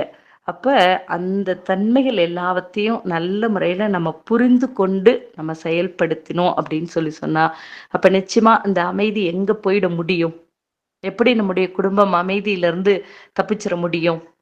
எவ்வளோ கருத்துக்களை நம்ம தந்தை அவர்கள் அது மாதிரி சொல்லுவாங்க. அதாவது ஒருத்தர் இல்ல, நான் 2 மனைவிகளை கட்டி, நான் அந்த மாரி தன்மையில வந்திருக்கக்கூடிய காரணத்தினால, ஒண்ணொண்ணுத்தையும் நான் உணர்ந்து தான் எழுதியிருக்கின்றேன் அப்படின்னு சொல்லுவாங்க. அதே மாரி நம்முடைய குடும்பம் அப்படின்னு சொல்லக்கூடியதுல அடிக்கடி மகிழ்ச்சி சொல்லக்கூடியது, நீங்க எல்லாருமே கேள்விப்பட்டிருப்பீங்க. நம்ம டாலரன்ஸ், அட்ஜஸ்ட்மென்ட், சாக்ரிஃபைஸ் அப்படின்னு சொல்லக்கூடிய பொறுமை, சகிப்புத்தன்மை, விட்டு கொடுத்தல். நம்ம எல்லா இடத்துலயும் நம்ம ஏதேனும் நம்ம கொஞ்சம் நமக்கு ரொம்ப அரட்டது அப்படிலாம் சொல்லுவாங்க. ஒரு கொஞ்சம் ஏதேனும் உங்களுக்கு அந்த மாரி தன்மைகள் இல்ல அப்படின்னு நினைச்சீங்கன்னா, நல்லா நீங்க எப்பவுமே பார்க்கக்கூடிய இடத்துல எழுதி ஒட்டி வச்சுக்கோங்க. ஒட்டி வச்சுக்கிட்டீங்க அப்படின்னு சொன்னா, கொஞ்சம் அந்த உணர்ச்சி வரும்போது, டக்குனு அத பார்த்தீங்க அப்படின்னு சொன்னா, அப்ப கண்டிப்பா நம்ம அந்த நிலையிலிருந்து உங்களால ஒரு மாற்றம் பெற முடியும். அந்த அளவிற்கு அதுல நம்ம நல்ல ஒரு விழிப்போடு இருக்கக்கூடிய தன்மையினை நம்ம குடும்பம் அப்படின்னு சொல்லக்கூடியதுல நம்ம வகுத்துக் கொள்ளுதல் அப்படின்னு சொல்லக்கூடியது ரொம்ப முக்கியம். ஸோ அப்ப அதனால நம்ம குடும்பத்துல நம்ம ஒரு உறுப்பினரா நம்ம இருக்கோம் அப்படின்னு சொன்னா, அது ஆணாக இருந்தாலும் சரி, பெண்ணாக இருந்தாலும் சரி, அல்லது நம்ம எந்த ஸ்டேஜ்ல யாராக இருந்தாலும் குழந்தைங்களுக்கு புரியாது. ஆனா நம்ம எந்த ஸ்டேஜ்ல இருக்கக்கூடியவங்களா இருந்தாலும் சரி, கண்டிப்பா இந்த ஒரு பொறுமை, சகிப்புத்தன்மை, விட்டு கொடுத்தல் அப்படின்னு சொல்லக்கூடியத கண்டிப்பா இந்த ஒரு 3 கருத்தா நமக்கு அழகா அருட்தந்தை அவர்கள் கொடுத்திருக்காங்க. ஏன்னா நல்ல முறையில நுண்மை, உண்மை, மேன்மை, நல்ல நுணுகி நிற்கக்கூடிய அளவுக்கு அறிவினுடைய திறனை நல்ல முறையில உயர்த்தி கொள்ளுகின்ற பொழுது, அப்ப என்ன உண்மை, இயற்கை அப்படின்னு சொல்லக்கூடிய இறைவன் நல்ல உள்ளுக்குள்ளாக எனக்குள்ளாக இருக்கக்கூடிய ஒரு தன்மை. அப்ப அதை மேன்மை, அந்த இறைத்தன்மையை கொண்டு எல்லாவற்றையுமே என்னால மேம்படுத்திக் கொள்ள முடியும் அப்படின்னு சொல்லக்கூடிய விதத்துல நுண்மை, மேன்மை, உண்மை என்று சொல்லக்கூடியது போல சிந் சிக்கனம், சிந்தனை, சீர்திருத்தம் எப்படி முக்கியமோ, அதே போல பொறுமை, சகிப்புத்தன்மை, விட்டு கொடுத்தல் என்று சொல்லக்கூடியதும் ரொம்ப முக்கியம். இன்னொன்றும் அருட்தந்தை சொல்லுவாங்க, டோன்ட் கமாண்ட், கமெண்ட், டிமாண்ட். அதாவது ஒருத்தரையும் நீங்க கட்டளையிடாதீர்கள். ஒவ்வொரு சின்ன சின்ன செயல்களையும் ரொம்ப கமெண்ட் பண்ணிக்கிட்டே இருக்காதீங்க. எந்த நிச்சயமா நம்ம மாரியே இன்னொருத்தர் செய்வாங்களா? ரொம்ப சாதாரணமான விஷயம். நம்ம வீட்ல ஃப்ரிட்ஜ்ல இருந்து மாவு எடுப்போம். அந்த மாவ எடுத்து தேவையான அளவு வச்சது போக, மீதி இருக்கக்கூடியத என்னோட அம்மா எனக்கு சொல்லிக் குடுப்பாங்க. நான் என்ன பண்ணுவேன்னா, அந்த மாவ எடுத்துட்டு அந்த கரண்டியோட அப்படியே தூக்கி தூக்கி அந்த பாத்திரத்த உள்ள வச்சுடுவேன். என்னோட அம்மா சொல்லிக்கிட்டே இருப்பாங்க. அந்த கரண்டியில இருக்க மாவ வழிச்சிட்டு, அதன் பிறகு அத திருப்பி அந்த கை வச்சு அத சுத்திலும் நல்லா வழிச்சு விட்டு, பிளேட் போட்டு நல்லா மூடி அப்படிதாம்மா மாவ வைக்கணும் அப்படின்னு சொல்லிட்டு. திருமணம் ஆகுற வரைக்கும் நான் கேட்டதே கிடையாது. ஏன்னா அம்மா தானே அப்படின்னு சொல்லிட்டு. ஆனா ஒவ்வொரு முறையும் அம்மா சொல்லிக்கிட்டே இருப்பாங்க. ஆனா திருமணமான பிறகு என்னோட மருமக செய்யாத போது, அப்ப எனக்கு எனக்கு இப்ப கோவம் வரல. ஏன்னா நம்ம அந்த மாரி இருந்தோம். இப்ப நம்ம கொஞ்சம் மாறிட்டோம் இல்லையா? அந்த மாரி அவளுக்கும் ஒரு சூழ்நிலை வரும்போது நிச்சயமா மாறிக்குவாங்க. அப்ப நம்ம ஏன் அத கமெண்ட் பண்ணிக்கிட்டே இருக்கணும்? செய்யு, செய்யு, செய்யுன்னு சொல்லி. என்னோட அம்மா சொல்லவாவது செஞ்சாங்க. நான் சொல்றதே இல்ல.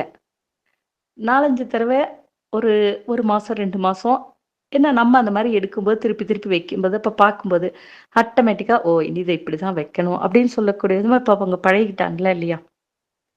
அதுதான். மற்றவர்களுடைய குற்றத்தை பெரிதுபடுத்தாமை, உடன் சுட்டிக்காட்டாமை, இதெல்லாம் ரொம்ப லைஃப்ல நம்முடைய குடும்பத்துல ரொம்ப முக்கியம். ஸோ, அதனால அதெல்லாம் கொஞ்சம் நம்ம நிச்சயமா நம்ம தெரிந்து கொண்டு அத வாழ்க்கையில நம்ம கடைபிடிக்க ஆரம்பிக்கணும். அதே போல கமெண்ட் நமக்கு இருக்கக்கூடிய வசதிகள் கொஞ்சம் ஏதேனும் ஒரு சில பொருட்களுடைய அல்லது செல்வத்தினால ஏதேனும் ஒரு சில தன்மைகள்னால நம்ம நிச்சயமா நம்ம அந்த மாதிரி ஒருத்தர நம்ம கமெண்ட் பண்ணக்கூடிய அதாவது கமாண்ட் பண்ணக்கூடிய அளவுக்கு நம்ம இருக்கக்கூடாது. இறைவனுடைய அருளால ஏதோ இன்றைக்கு இந்த அளவுக்கு வசதிகள் அப்படின்னு சொல்லக்கூடியது எனக்கு அமைஞ்சிருக்கு அப்படின்னு சொன்னா, அப்ப அதை எப்படி எல்லோருக்கும் நிறைவான முறையில நானும் வாழ்ந்து ஒரு முழுமையான வாழ்க்கை நெறியினை நான் வாழுவதற்கு என்னை நான் தயார்படுத்திக் கொள்ள வேண்டும். அப்படிதான் சிந்திக்கணுமே தவிர, இதனால நான் சொல்றது தான் கேட்கணும். நான் தான் அப்படின்னு சொல்ற மாதிரி இருக்கக்கூடாது. அதுக்கு தான் அருட்தந்தை சொல்லுவாங்க, ஒரு குடும்பத்துல உணர்ச்சி நிர்வாகம் செய்யக்கூடாது. அறிவுதான் அங்கே நிர்வாகம் செய்ய வேண்டும். ஏன்னா, இந்த நிலை புரியல அப்படின்னு சொல்லும்போது, அப்ப நம்ம ஆட்டோமேட்டிக்கா என்ன செஞ்சுருவோம்? ஒரு உணர்ச்சி நிலையில நம்ம செயல்பட ஆரம்பிச்சுடுவோம். ஆனா, அப்படி இருக்கக்கூடாது. ஒரு குடும்பத்துல அறிவு தான் நம்ம கண்டிப்பா அங்கே செயல்படக்கூடிய விதத்துல, நிர்வாகம் செய்யக்கூடிய விதத்துல இருக்கணும். அதே போல தான் டிமாண்ட் அப்படின்னு சொல்லக்கூடியதும். நம்ம எல்லாத்துக்கும் தெரிஞ்சது தான் இல்லையா? மற்றவரை எதிர்பார்த்தல் கையேந்தல் வேண்டாம். மாநிதியாம் இறைவனை நம் மனத்தடியில் தேர்வோம். எங்கெங்கிருந்துயிர் ஏதேது வேண்டினும் அங்கங்கிருந்தருள் அருட்பெரும் ஜோதி. என்ன நீங்க எங்க இருந்து நீங்க என்ன கேட்குறீங்களோ, அதை இறைவன் நிச்சயமா காலத்தால நமக்கு கொடுப்பான் அப்படின்னு சொல்லக்கூடிய ஒரு நம்பிக்கை கூட இல்ல. அதாவது இது இது இந்த இந்த நுட்பத்தின நம்ம நல்லா புரிஞ்சு கொள்ளணும். எங்கெங்கிருந்துயிர் ஏதேது வேண்டினும் அங்கங்கிருந்தருள் அருட்பெருஞ்சோதி. நான் முதல்லயே சொன்ன மாரி நல்ல ஒரு நுண்மை, நுண்மையினுடைய அடித்தளம் அப்படின்னு சொல்லக்கூடியது உண்மைதான். அப்ப இங்க நீங்க நம்முடைய மேன்மையாக இருக்கக்கூடிய நம்முடைய மனதுல எண்ணுகின்ற பொழுதே, அப்ப கண்டிப்பா அது அந்த உண்மை நிலையில இருக்கக்கூடிய இறைநிலைக்கு தெரியுமா இல்லையா? அப்ப ஏன் நாம இன்னொருவரிடத்துல நம்ம எதிர்பார்க்கக்கூடிய தன்மை. ஸோ அந்த எண்ணத்துல நல்ல ஒரு தெளிவா இருங்க, உயர்வாக இருங்க. அப்ப கண்டிப்பா எல்லாமே காலத்தால நடக்கக்கூடிய ஒரு தன்மை. ஸோ அப்ப அதே போல நம்ம எப்படி அந்த கருத்துக்கள் எல்லாத்தையும் நம்ம வைத்துக் கொண்டோமோ, அதே போல கமெண்ட், கமாண்ட், டிமாண்ட் என்று சொல்லக்கூடிய விதத்திலேயும் நம்ம நல்ல ஒரு எந்த நிலையை நான் கடைபிடிக்க வேண்டும் என்று சொல்லக்கூடிய நிலையிலேயும் நம்ம வகுத்து கொள்ளுதல் அப்படின்னு சொல்லக்கூடியது ரொம்ப ரொம்ப முக்கியம். ஸோ அதனால என்னெல்லாம் நம்ம வாழ்க்கையில அனுபவித்து அந்த அனுபவத்துல எந்த அளவிற்கு குடும்பத்தினை சிறப்பான முறையில வாழ்தல் அப்படின்னு சொல்லக்கூடியதான், அதுவும் வாழ்வாங்கு வாழ்தல் அப்படின்னு சொல்லக்கூடியதான் ஒரு முழுமையான ஒரு வாழ்க்கை நெறி. ஸோ அந்த வாழ்க்கை நெறியினை நம்ம நல்ல முறையில அமைத்து கொள்ளுவதற்கு நமக்கு அருட்தந்தை அவர்கள் இப்ப நான் சொன்ன மாதிரி இன்னும் நிறைய கருத்துக்கள் நம்முடைய புக்லயும் இருக்கு. அதையும் கொஞ்சம் நீங்க அந்த டாபிக் ஒட்டி நல்ல முறையில அதை ஒரு தடவை நல்ல முறையில படித்து கொண்டீங்க அப்படின்னு சொன்னா இன்னும் நல்ல தெளிவான முறையில உங்களுக்கு விளங்க வைக்கும். ஸோ அப்ப அந்த முதல்லயே நான் சொன்ன மாதிரி அந்த நிலை நல்ல முறையில உணர்ந்து நம் ஒவ்வொருவருடைய குடும்பம் அப்படின்னு சொன்னாலே ஒரு பூரணமான அமைதி அப்படின்னு சொல்லக்கூடியதான் குடும்பத்தினுடைய தன்மையாக இருக்க வேண்டும். அப்ப அந்த மாதிரி பூரணமான அமைதி அப்படின்னு சொல்லக்கூடியதை பெறுவதற்கு அன்பு ஒன்றுதான் அடிப்படை காரணம். ஸோ அப்ப அந்த அன்பு அப்படின்னு சொல்லக்கூடியதும் நல்ல ஒரு தன்மை. அப்ப அதுதான் அன்பு அப்படின்னு சொல்லக்கூடியதான் பாதுகாப்பு அப்படின்னு சொல்லக்கூடியது. கருணை என்று சொல்லக்கூடியது தான் பராமரிப்பு என்று சொல்லக்கூடியது. ஸோ நம்ம ஒவ்வொருவரும் அந்த மாதிரி ஒரு முழுமையான குடும்ப அமைப்பினை உருவாக்குதல் அப்படின்னு சொல்லக்கூடியதான் நம்முடைய வாழ்வினுடைய நோக்கம் என்பதை உணர்ந்து கொண்டோம் அப்படின்னு சொன்னா அப்ப நம்முடைய வாழ்வு ஒரு சிறப்பான ஒரு ஒரு வாழ்வாக இருக்க முடியும். அதுதான் நாம் அருட்தந்தை அவர்களுக்கு செய்யக்கூடிய காணிக்கை என்று சொல்லி இந்த ஒரு நிகழ்வினை குடும்ப அமைதி என்று சொல்லக்கூடிய நிலையில நான் நிறைவு செய்து கொள்கின்றேன். கேட்ட ஒவ்வொரு பெருமக்களுக்கும் என்னுடைய நன்றிகளும் வணக்கங்களும் வாழ்த்துக்களும். வாழ்க வளமுடன். வாழ்க வளமுடன். அப்படியே நாம இப்போ அடுத்த சிந்தனையாக இருக்கக்கூடிய நம்முடைய வாழ்த்தும் பயனும் என்று சொல்லக்கூடிய சிந்தனை பற்றி நம்ம இப்போ அதை அப்படியே நம்ம தொடங்க இருக்கின்றோம். ஸோ முக்கியமான பாயிண்ட்ஸ்லாம் இருந்துச்சுன்னா குறித்து வைத்துக்கொள்ளுங்க. அல்லது ஏதேனும் கேள்விகள் அப்படின்னு சொல்லக்கூடிய விதமாக இருந்தாலும் நம்ம கரெக்டாக 7:40க்கு நம்ம முடிச்சுட்டு போகிறோம். ஸோ அப்போ ஏதேனும் கேள்விகள் குடும்ப அமைதியில் இருந்துச்சுன்னு சொன்னாலும் அதையும் நீங்கள் குறித்து வைத்துக்கொள்ளுங்க. அதன் பிறகு நம்ம கேள்வி பதில் செஷனில் நம்ம பார்த்து கொள்ளலாம். அல்லது ஏதேனும் நான் ஒரு சில பாயிண்ட்ஸை விட்டு போயிருந்திருக்கலாம், நீங்கள் அது ஏனும் உங்களுடைய ஞாபகத்துக்கு வந்திருந்தாலும் நீங்கள் அதையும் சொன்னீங்க அப்படின்னு சொன்னால் மற்ற அன்பர்களுக்கும் அது ஒரு நல்ல வசதியாக இருக்கும். ஏன்னா எனக்கு இருக்கக்கூடிய நேரம் என்ன நான் வாழ்க்கையில் நான் உணர்ந்தனோ அதைத்தான் உங்களுக்கு நான் சொல்லணும் அப்படின்னு சொல்லக்கூடிய விதமாக தான் இன்னைக்கு நான் அந்த டாப்பிக்கே நான் எடுத்துக்கிட்டேன். ஸோ அதனால ஏதேனும் அதில் விடுபட்டு இருந்தாலும் அதையும் நீங்கள் சொன்னீங்கன்னா இன்னும் எல்லோருக்கும் அது நல்ல முறையில் உபயோகமாக இருக்கக்கூடிய ஒரு தன்மை அப்படின்னு சொல்லக்கூடிய. ரொம்ப மிக்க நன்றிகள். வாழ்க வளமுடன். அடுத்த சிந்தனை அப்படின்னு சொல்லக்கூடிய விதத்துல நம்ம பார்க்க இருப்பது அப்படின்னு சொல்லக்கூடியது வந்து வாழ்த்தும் பயனும் இல்லையா? நம்முடைய மனவளக்கலையில இருக்கக்கூடிய ஒரு மிக பெரிய சிறப்பு. இது வந்து இட்ஸ் அன்கம்பேரபிள். வேற எதோடையுமே நாம ஒப்புமைப்படுத்த முடியாது இந்த வாழ்த்துதல் அப்படின்னு சொல்லக்கூடியதை. நீங்க எனக்கு தெரியாது, நான் வேற எங்கேயும் எந்த இன்ஸ்டிடியூஷன் அந்த மாதிரிலாம் நான் வேற எங்கேயும் போனது கிடையாது. ஆனா நீங்க எதோடையுமே இதை வந்து நீங்க நம்ம கம்பேர் பண்ணவே முடியாத அளவிற்கு நமக்கு அருட்தந்தை கொடுத்திருக்கக்கூடிய ஒரு பெரிய கொடை அப்படின்னு சொல்லக்கூடியதுதான் வாழ்த்தும் பயனும். அதே மாதிரி அதை பயன்படுத்துவதனால ஏற்படக்கூடிய நன்மைகள், பயன்கள் பார்த்தீங்க அப்படின்னு சொன்னா அதுவும் அளப்பிட முடியாதது.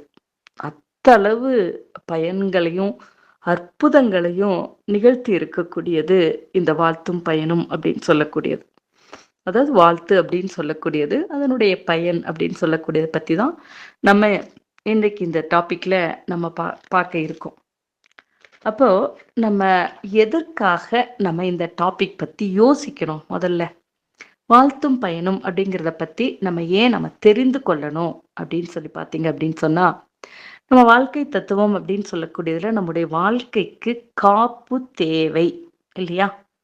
பாதுகாப்பு அப்படின்னு சொல்லி பார்த்துருக்கோம் இல்லையா? அப்ப என்னெல்லாம் பாதுகாப்பு? இயற்கை சீற்றம், வேற்றுயிர் பகை, தற்செயல் விபத்து இல்லையா? இதுல இருந்தெல்லாம் நம்முடைய வாழ்க்கைக்கு காப்புகள் தேவை. சரி, இப்ப கொஞ்சம் யோசிச்சு பாருங்க. இயற்கை சீற்றம். இப்ப நாமும் அதே இயற்கையில தானே, அந்த இயற்கையோடு இணைந்த ஒன்றாக தானே நாமளும் இருக்கோம். அப்ப நம்ம இந்த இயற்கை சீற்றம் அப்படிங்கிறதுக்கு என்னுடைய எண்ணமும் காரணமாக இருக்கலாம் இல்லையா?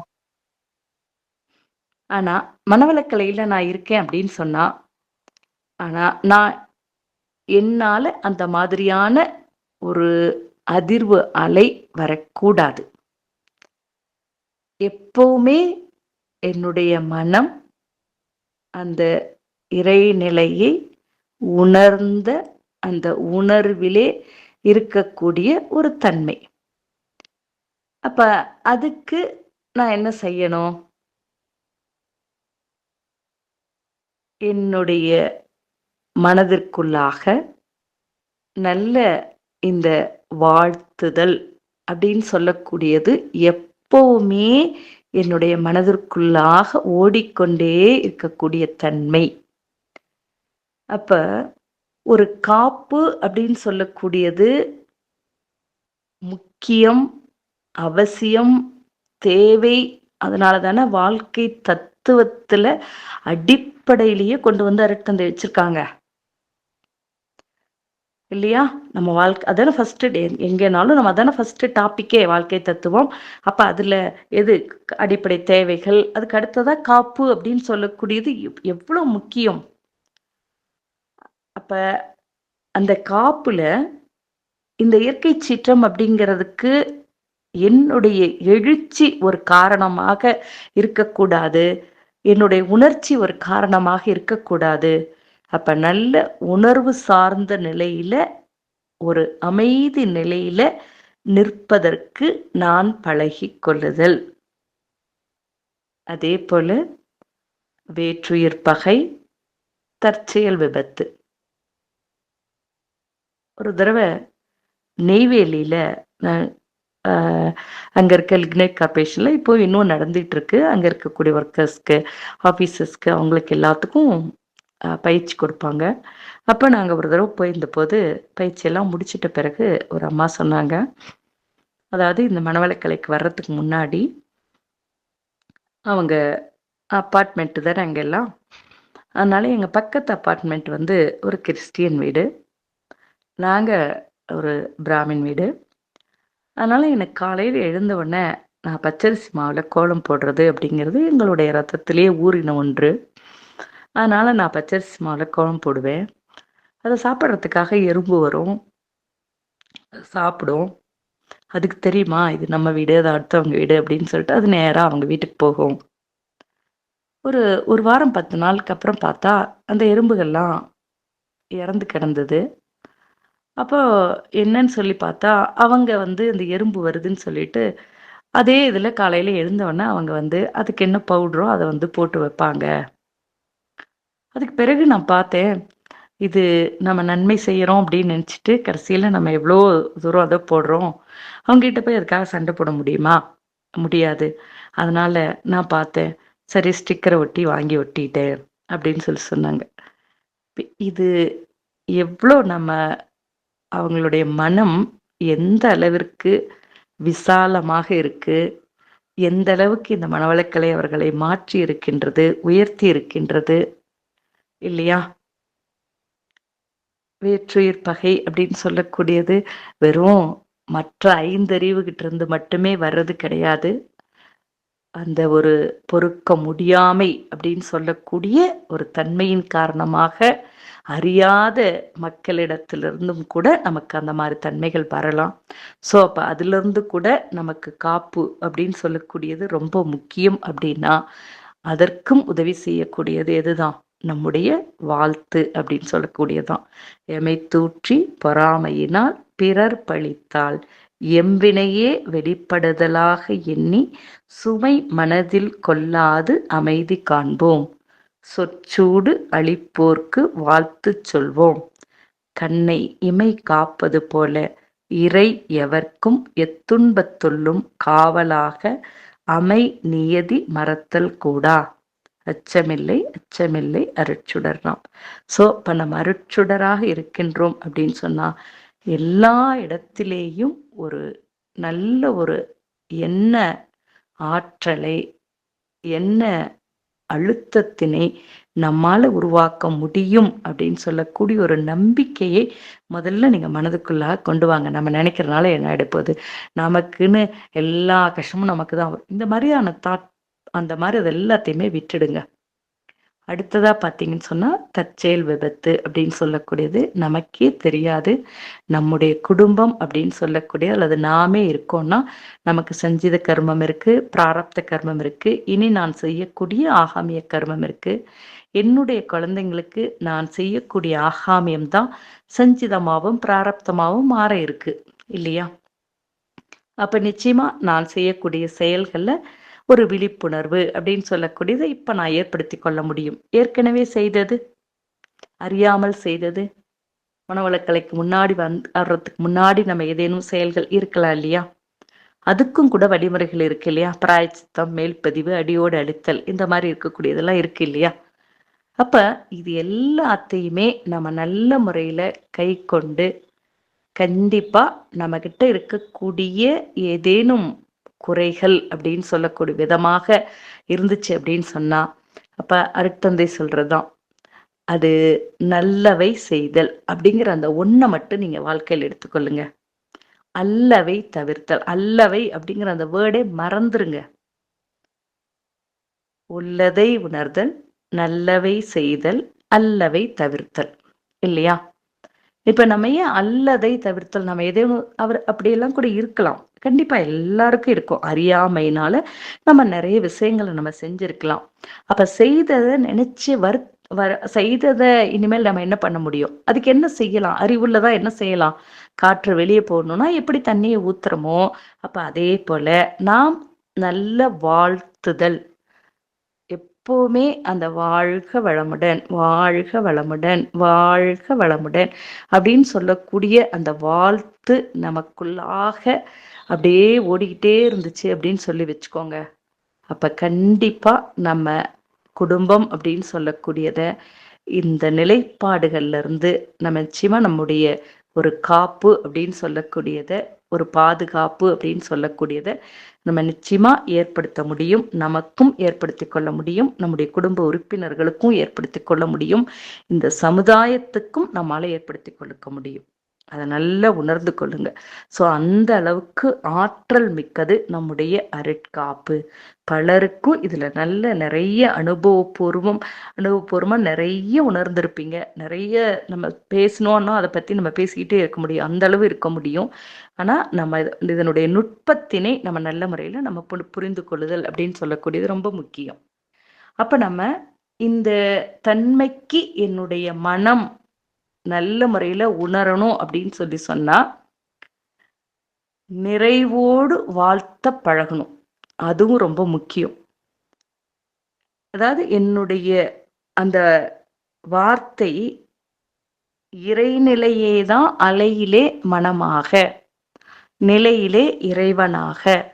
அப்ப நான் சொல்லக்கூடிய வார்த்தை இறைநிலையோடு ஒன்றிய நிலையிலிருந்து அந்த நிறைவாக வரக்கூடிய ஒரு தன்மையினை நான் வகுத்து கொள்ளுதல்.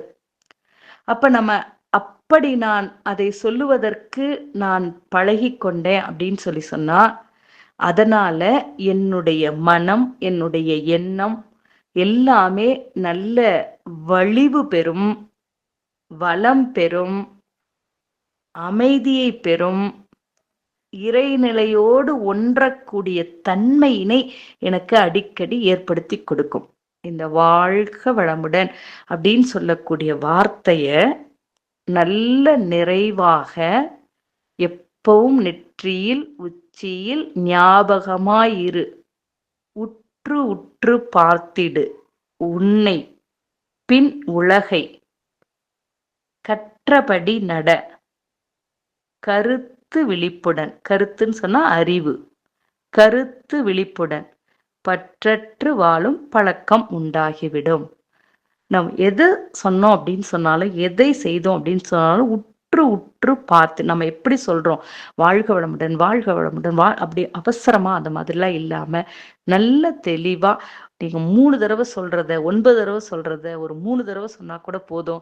நல்ல அழுத்தமா நம்முடைய நுனி நாக்கு நல்ல நிறைவோடு, நம்முடைய மனதை நல்ல இறைநிலையோடு இணைந்த நிறைவோடு வாழ்க வளமுடன் அப்படின்னு சொல்லி நம்ம நல்ல இந்த வையகத்தையும் யாரை நினைக்கிறீங்களோ அவர்களையும் அந்த மாதிரி எல்லாம் நான் வாழ்த்துகின்ற பொழுது பார்த்தீங்க அப்படின்னு சொன்னா, அப்போ அந்த நம்முடைய மனம், அந்த எண்ணம் வலிவு பெறும், அமைதி பெறும், இறைநிலையோடு ஒன்றும்.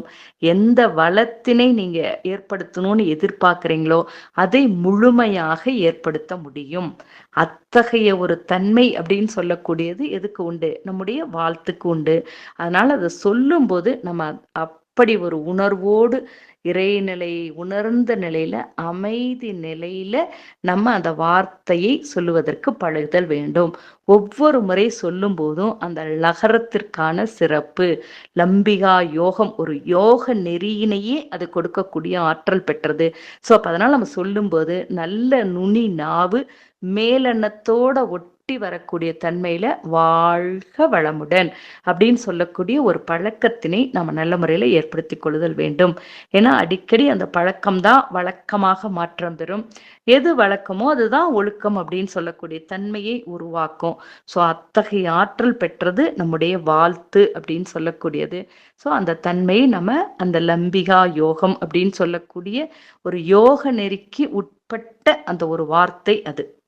அதோடு மட்டும் அல்லாம எப்படி நம்முடைய உடற்பயிற்சி வகுப்புல நமக்கு நல்லா தெரியும், நம்முடைய பிட்யூட்ரி அப்படின்னு சொல்லக்கூடியது எப்படி எல்லா எண்டோக்ரைன் கிளான்ஸ்க்கும் உடல் ரீதியான ஒரு தலைமை சுரப்பியோ, அந்த மாதிரி நம்முடைய மனதிற்கு பினியல் கிளாண்ட், மனோன்மணி சுரப்பி அப்படின்னு சொல்லக்கூடியது. மனம் பிளஸ் உள் பிளஸ் மணி, மனதிற்கு நல்ல ஒரு ஆற்றலையும் ஊக்கத்தினையும் கொடுக்கக்கூடிய ஒரு அற்புதமான ஒரு கிளாண்ட் சுரப்பி அப்படின்னு சொல்லக்கூடியது. ஸோ அப்போ அந்த பினியல் கிளாண்ட் நல்ல முறையில் ஆக்டிவேஷனுக்கு வரும். நீங்கள் அந்த லகரம் வாழ்க அப்படின்னு சொல்லக்கூடியதை நல்ல மேலெண்ணத்தோட ஒட்டி ஒட்டி நம்ம சொல்லி பழகுகின்ற பொழுது, அப்போ நம்முடைய அந்த மனம் நல்ல சிறப்பான ஒரு தன்மைக்கு ஆற்றல் செயல் புரியக்கூடிய தன்மை அப்படின்னு சொல்லக்கூடியது. நல்ல அருட்தந்தை அவரோட அந்த வார்த்தையிலேயே சொல்லணும் அப்படின்னு சொல்லி சொன்னா, ஒரு நல்ல உயர்ந்த நிலையில செயல் புரியவும், அந்த செயலுக்கான விளைவு இருக்கு இல்லையா, அந்த விளைவு துன்பம் தராமல் இருக்கவும் அறிவில் தெளிவையும் விழிப்பையும் ஏற்படுத்த வல்லது வாழ்த்து. எவ்வளவு உணர்ந்து சொல்லியிருக்காங்க பாருங்க. அதை நீங்க நல்ல நுட்பமா நீங்க உட்காந்து கொஞ்சம் யோசிச்சு பாருங்க. அந்த மாதிரி வாழ்க வளமுடன் அப்படின்னு சொல்லும்போது, அப்போ அதை ஒட்டி நான் செய்யக்கூடிய செயல், அதுல இருந்து வரக்கூடிய விளைவு கண்டிப்பா துன்பமாக இருக்கவே முடியாது. அதே சமயத்துல நீங்க அந்த மாதிரி நல்லா நிறைவோடு உணர்ந்து சொல்ல பழகுகின்ற பொழுது அறிவில் தெளிவையும் விழிப்பையும் ஏற்படுத்த வல்லது. ஏன்னா அந்த அளவுக்கு நம்ம குடும்ப அமைதியில பார்த்த மாதிரி நுண்மையான அளவிற்கு நம்ம போகக்கூடிய இடம். ஏன்னா ஒவ்வொரு நம்முடைய உணர்ச்சி நிலை அப்படின்னு சொல்லக்கூடியதுல சொல்லுவாங்க இல்லையா, 14 to 40 சைக்கிள் அப்படின்னு சொல்லக்கூடியதான் நம்முடைய ஆல்பாவே உணர்ச்சி நிலை அப்படின்னு சொல்லக்கூடியது. அப்ப அதுல இருந்து நம்ம அமைதி அலை அப்படின்னு சொல்லக்கூடிய நிலைக்கு நம்ம கொண்டு வரணும். அமைதி அப்படின்னு சொல்லக்கூடியதுன்னா அதுக்கு நம்ம கொஞ்சம் நுணுகி நிற்கணும் இல்லையா. அப்ப நுணுகி நிற்கின்ற பொழுது கண்டிப்பா அந்த மன அலைச்சுழல் அப்படின்னு சொல்லக்கூடியது கண்டிப்பா குறையக்கூடிய தன்மை. அப்ப அது 7 to 14 அப்படின்னு சொல்லக்கூடிய பீட்டா வேவ் என்று சொல்லக்கூடிய தன்மைக்கு, அப்ப அமைதி அலையில கண்டிப்பா உணர்ச்சி இருக்க முடியாது, உணர்வு தான் அங்கே நிலைத்து நிற்க முடியும். இன்னும் அதோடு கூட இன்னும் அதையும் தாண்டி நம்ம பார்த்தோம் அப்படின்னு சொன்னா தீட்டா டெல்டா அப்படின்னு சொல்லக்கூடிய நிலைக்கும் நம்முடைய தரத்தினை நம்மால உயர்த்தி கொள்ள முடியும். அப்படி உயர்த்தக்கூடிய அளவுக்கு நீங்க நல்ல வாழ்க வளமுடன், வாழ்க வளமுடன், வாழ்க வளமுடன் அப்படின்னு சொல்லக்கூடிய வாழ்த்தை நீங்க நல்ல மனதுக்குள்ளாக நீங்க நல்ல முறையில சொல்லிக்கொண்டே இருந்தீங்க அப்படின்னு சொன்னா, அது நான் முதல்ல சொன்ன மாதிரி அந்த நாக்கு நல்ல மேலெண்ணத்தோட ஒட்டி ஒட்டி நம்ம அந்த மாதிரி செய்ய பழகுகின்ற பொழுது, அப்ப கண்டிப்பா அந்த இறை உணர்வு அப்படின்னு சொல்லக்கூடியதை பெறுவதற்கும் இந்த வாழ்த்து அப்படின்னு சொல்லக்கூடியது உதவி புரியக்கூடிய ஒரு தன்மை. ஏன்னா நான் முதல்ல சொன்ன மாதிரி, அதாவது நம்முடைய உயிர் அறிவு இந்த பக்கம் பார்த்தா புலன் அறிவு, இந்த பக்கம் இருக்கக்கூடியது பேரறிவு இல்லையா. பேரறிவு அப்படின்னு சொல்லக்கூடியதான் இறைநிலை. உயிர் அறிவு அப்படின்னு சொல்லக்கூடியது நம்முடைய உயிர். புலனறிவு அப்படின்னு சொல்லக்கூடியது நம்முடைய மனம். இந்த வாழ்த்துனால இந்த மூன்றும் ஒன்றும். ஆல்பால ஒன்ற முடியாது, உணர்ச்சி நிலையில ஒன்ற முடியாது, ஆனா உணர்வு நிலையில ஒன்ற முடியும். அப்ப உணர்வு நிலையில ஒன்றுகின்ற பொழுது அப்ப தீட்டா டெல்டா அந்த நிலைப்பாடுல இருக்கும்போது அப்ப ஆட்டோமேட்டிக்கா நமக்கு அந்த அறிவு கலப்பு, உயிர் கலப்பு, பிரபஞ்ச ஆற்றலோடு கலப்பு அப்படின்லாம் சொல்றாங்க இல்லையா, அது எல்லாத்தையுமே நீங்க பூரணமாக அனுபவிக்க முடியும். அந்த அளவுக்கு நுண்மையான ஆற்றல் படைத்தது நம்முடைய வாழ்த்து. வாழ்த்து அப்படின்னு சொல்லக்கூடியது ஏன் நம்ம சொல்லணும் அப்படின்னு கண்டிப்பா காப்பு தேவை. அதற்காக நம்ம சொல்லணும். எப்படி சொல்லணும்? மனது நல்ல நிறைந்த நிலையில, நிறைவான நிலையில நம்ம சொல்லணும். ஏன்னா அதுதான் என்னுடைய மனதிற்கு ஒரு வலிவு, அமைதி, இறைநிலையோடு இணைந்த தன்மை, நான் சொல்லக்கூடிய சொல் ஒரு வளம் பெறக்கூடிய ஆற்றல், இது எல்லாத்தையும் கொடுக்கும் அப்படின்னு சொல்லக்கூடிய விதமாக நம்ம பார்த்தோம். அப்போ நம்முடைய இந்த மூன்றும் ஒன்றக்கூடிய ஒரு தன்மை, இறைநிலையோடு என்னுடைய உயிர் அறிவு, புலனறிவு, இது எல்லாத்தையுமே ஒன்றக்கூடிய ஒரு தன்மையினையும் இந்த வாழ்த்து அப்படின்னு சொல்லக்கூடியது ஏற்படுத்தி கொடுக்கும் அப்படின்னு பார்த்தோம். அதையும் தாண்டி எல்லாற்றுக்கூடவும் நம்ம அந்த மாதிரி இணைந்த நிலையில நான் வாழ்த்துகின்ற பொழுதுதான் நான் வேறு அல்ல, இந்த பிரபஞ்சத்தில் இருக்கக்கூடிய உயிர்கள் வேறு அல்ல என்று சொல்லக்கூடிய உணர்வு எனக்குள்ளாக லயம் பெறும். அப்பதான் நான் சொல்லக்கூடிய இரண்டொழுக்க பண்பாடு என்று சொல்லக்கூடியதை நீங்க வாழ்த்த நல்லா புரிஞ்சுக்கிட்டீங்க அப்படின்னு சொன்னா அதை பயன்பாட்டுக்கு முழுமையாக கொண்டு வர முடியும். எங்கேயும் ஏதேனும் துன்பப்படாமல் நான் எப்படி என்னை காத்துக்கொள்வது, அதே சமயத்துல ஏதேனும் துன்பம்னா கண்டிப்பா அதை நான் போக்கி ஆகக்கூடிய, போக்கித்தான் தீரணும், போக்க வேண்டிய அளவுக்கு என்னுடைய கடமை அப்படின்னு சொல்லக்கூடிய விதத்துல அந்த நிலைக்கு மனம் பண்பட்டு போகக்கூடிய ஒரு தன்மை இந்த வாழ்த்துக்கு உண்டு.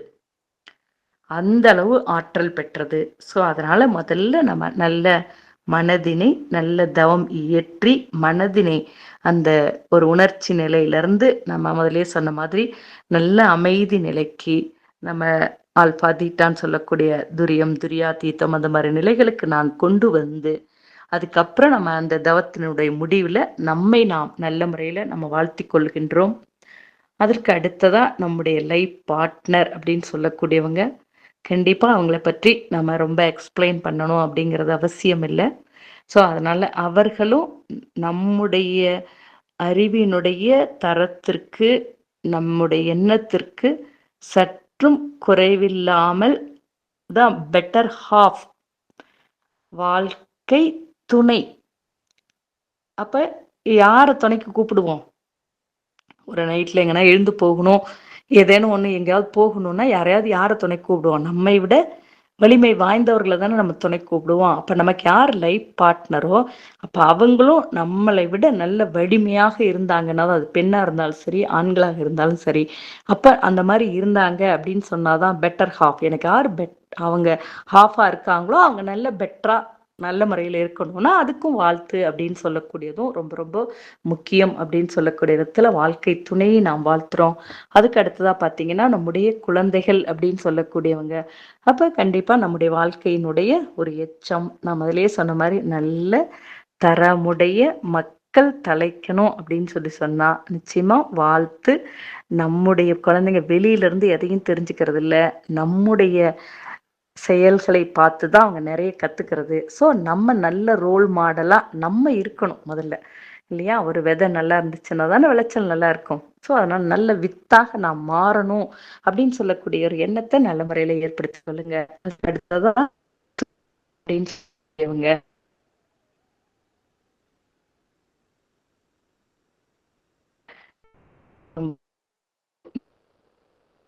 கூடியது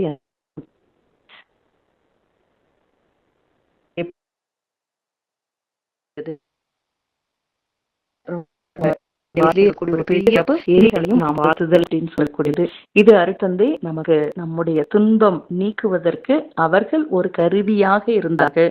ஸோ அப்ப நமக்கு நம்முடைய துன்பத்தை நீக்குவதற்கு கருவியாக இருந்த அவர்களை நாம் வாழ்த்ததான் வேண்டுமே தவிர அவர்களை வைவது கூடாது அப்படின்னு சொல்லக்கூடிய அளவிற்கு நமக்கு ஒரு தெளிவினையும் ஒரு உயர்வினையும் நமக்கு கொடுத்துருக்காங்க. ஸோ அதனால இன்னும் அதாவது இது வந்து ஒரு ஆரம்ப ஸ்டேஜ்ல தான் உங்களுக்கு அப்படி இருக்கும். நீங்க கொஞ்சம் நல்ல தவத்துல ஆழ்ந்து போயிட்டீங்கன்னு சொன்னா அந்த எதிரிகள் அப்படிங்கிற அந்த அது யாருமே இருக்கு. நான் எல்லாம் நினைச்சு பார்த்தா யாருமே அப்படியெல்லாம் இருக்கவே இல்லை அப்படின்னு தான் எனக்கு தோணும். நம்ம தான் ஏதோ ஒரு கற்பனையில் அப்படி நினைச்சுட்டு இருக்கோம் அப்படின்ற மாதிரி தோணும். அந்த அந்த மாதிரியான ஒரு ஸ்டேஜுக்கு இந்த வாழ்த்து இந்த பயிற்சி கொண்டு வந்து விடுதுன்னா அப்ப பாருங்க நீங்க, இல்லையா?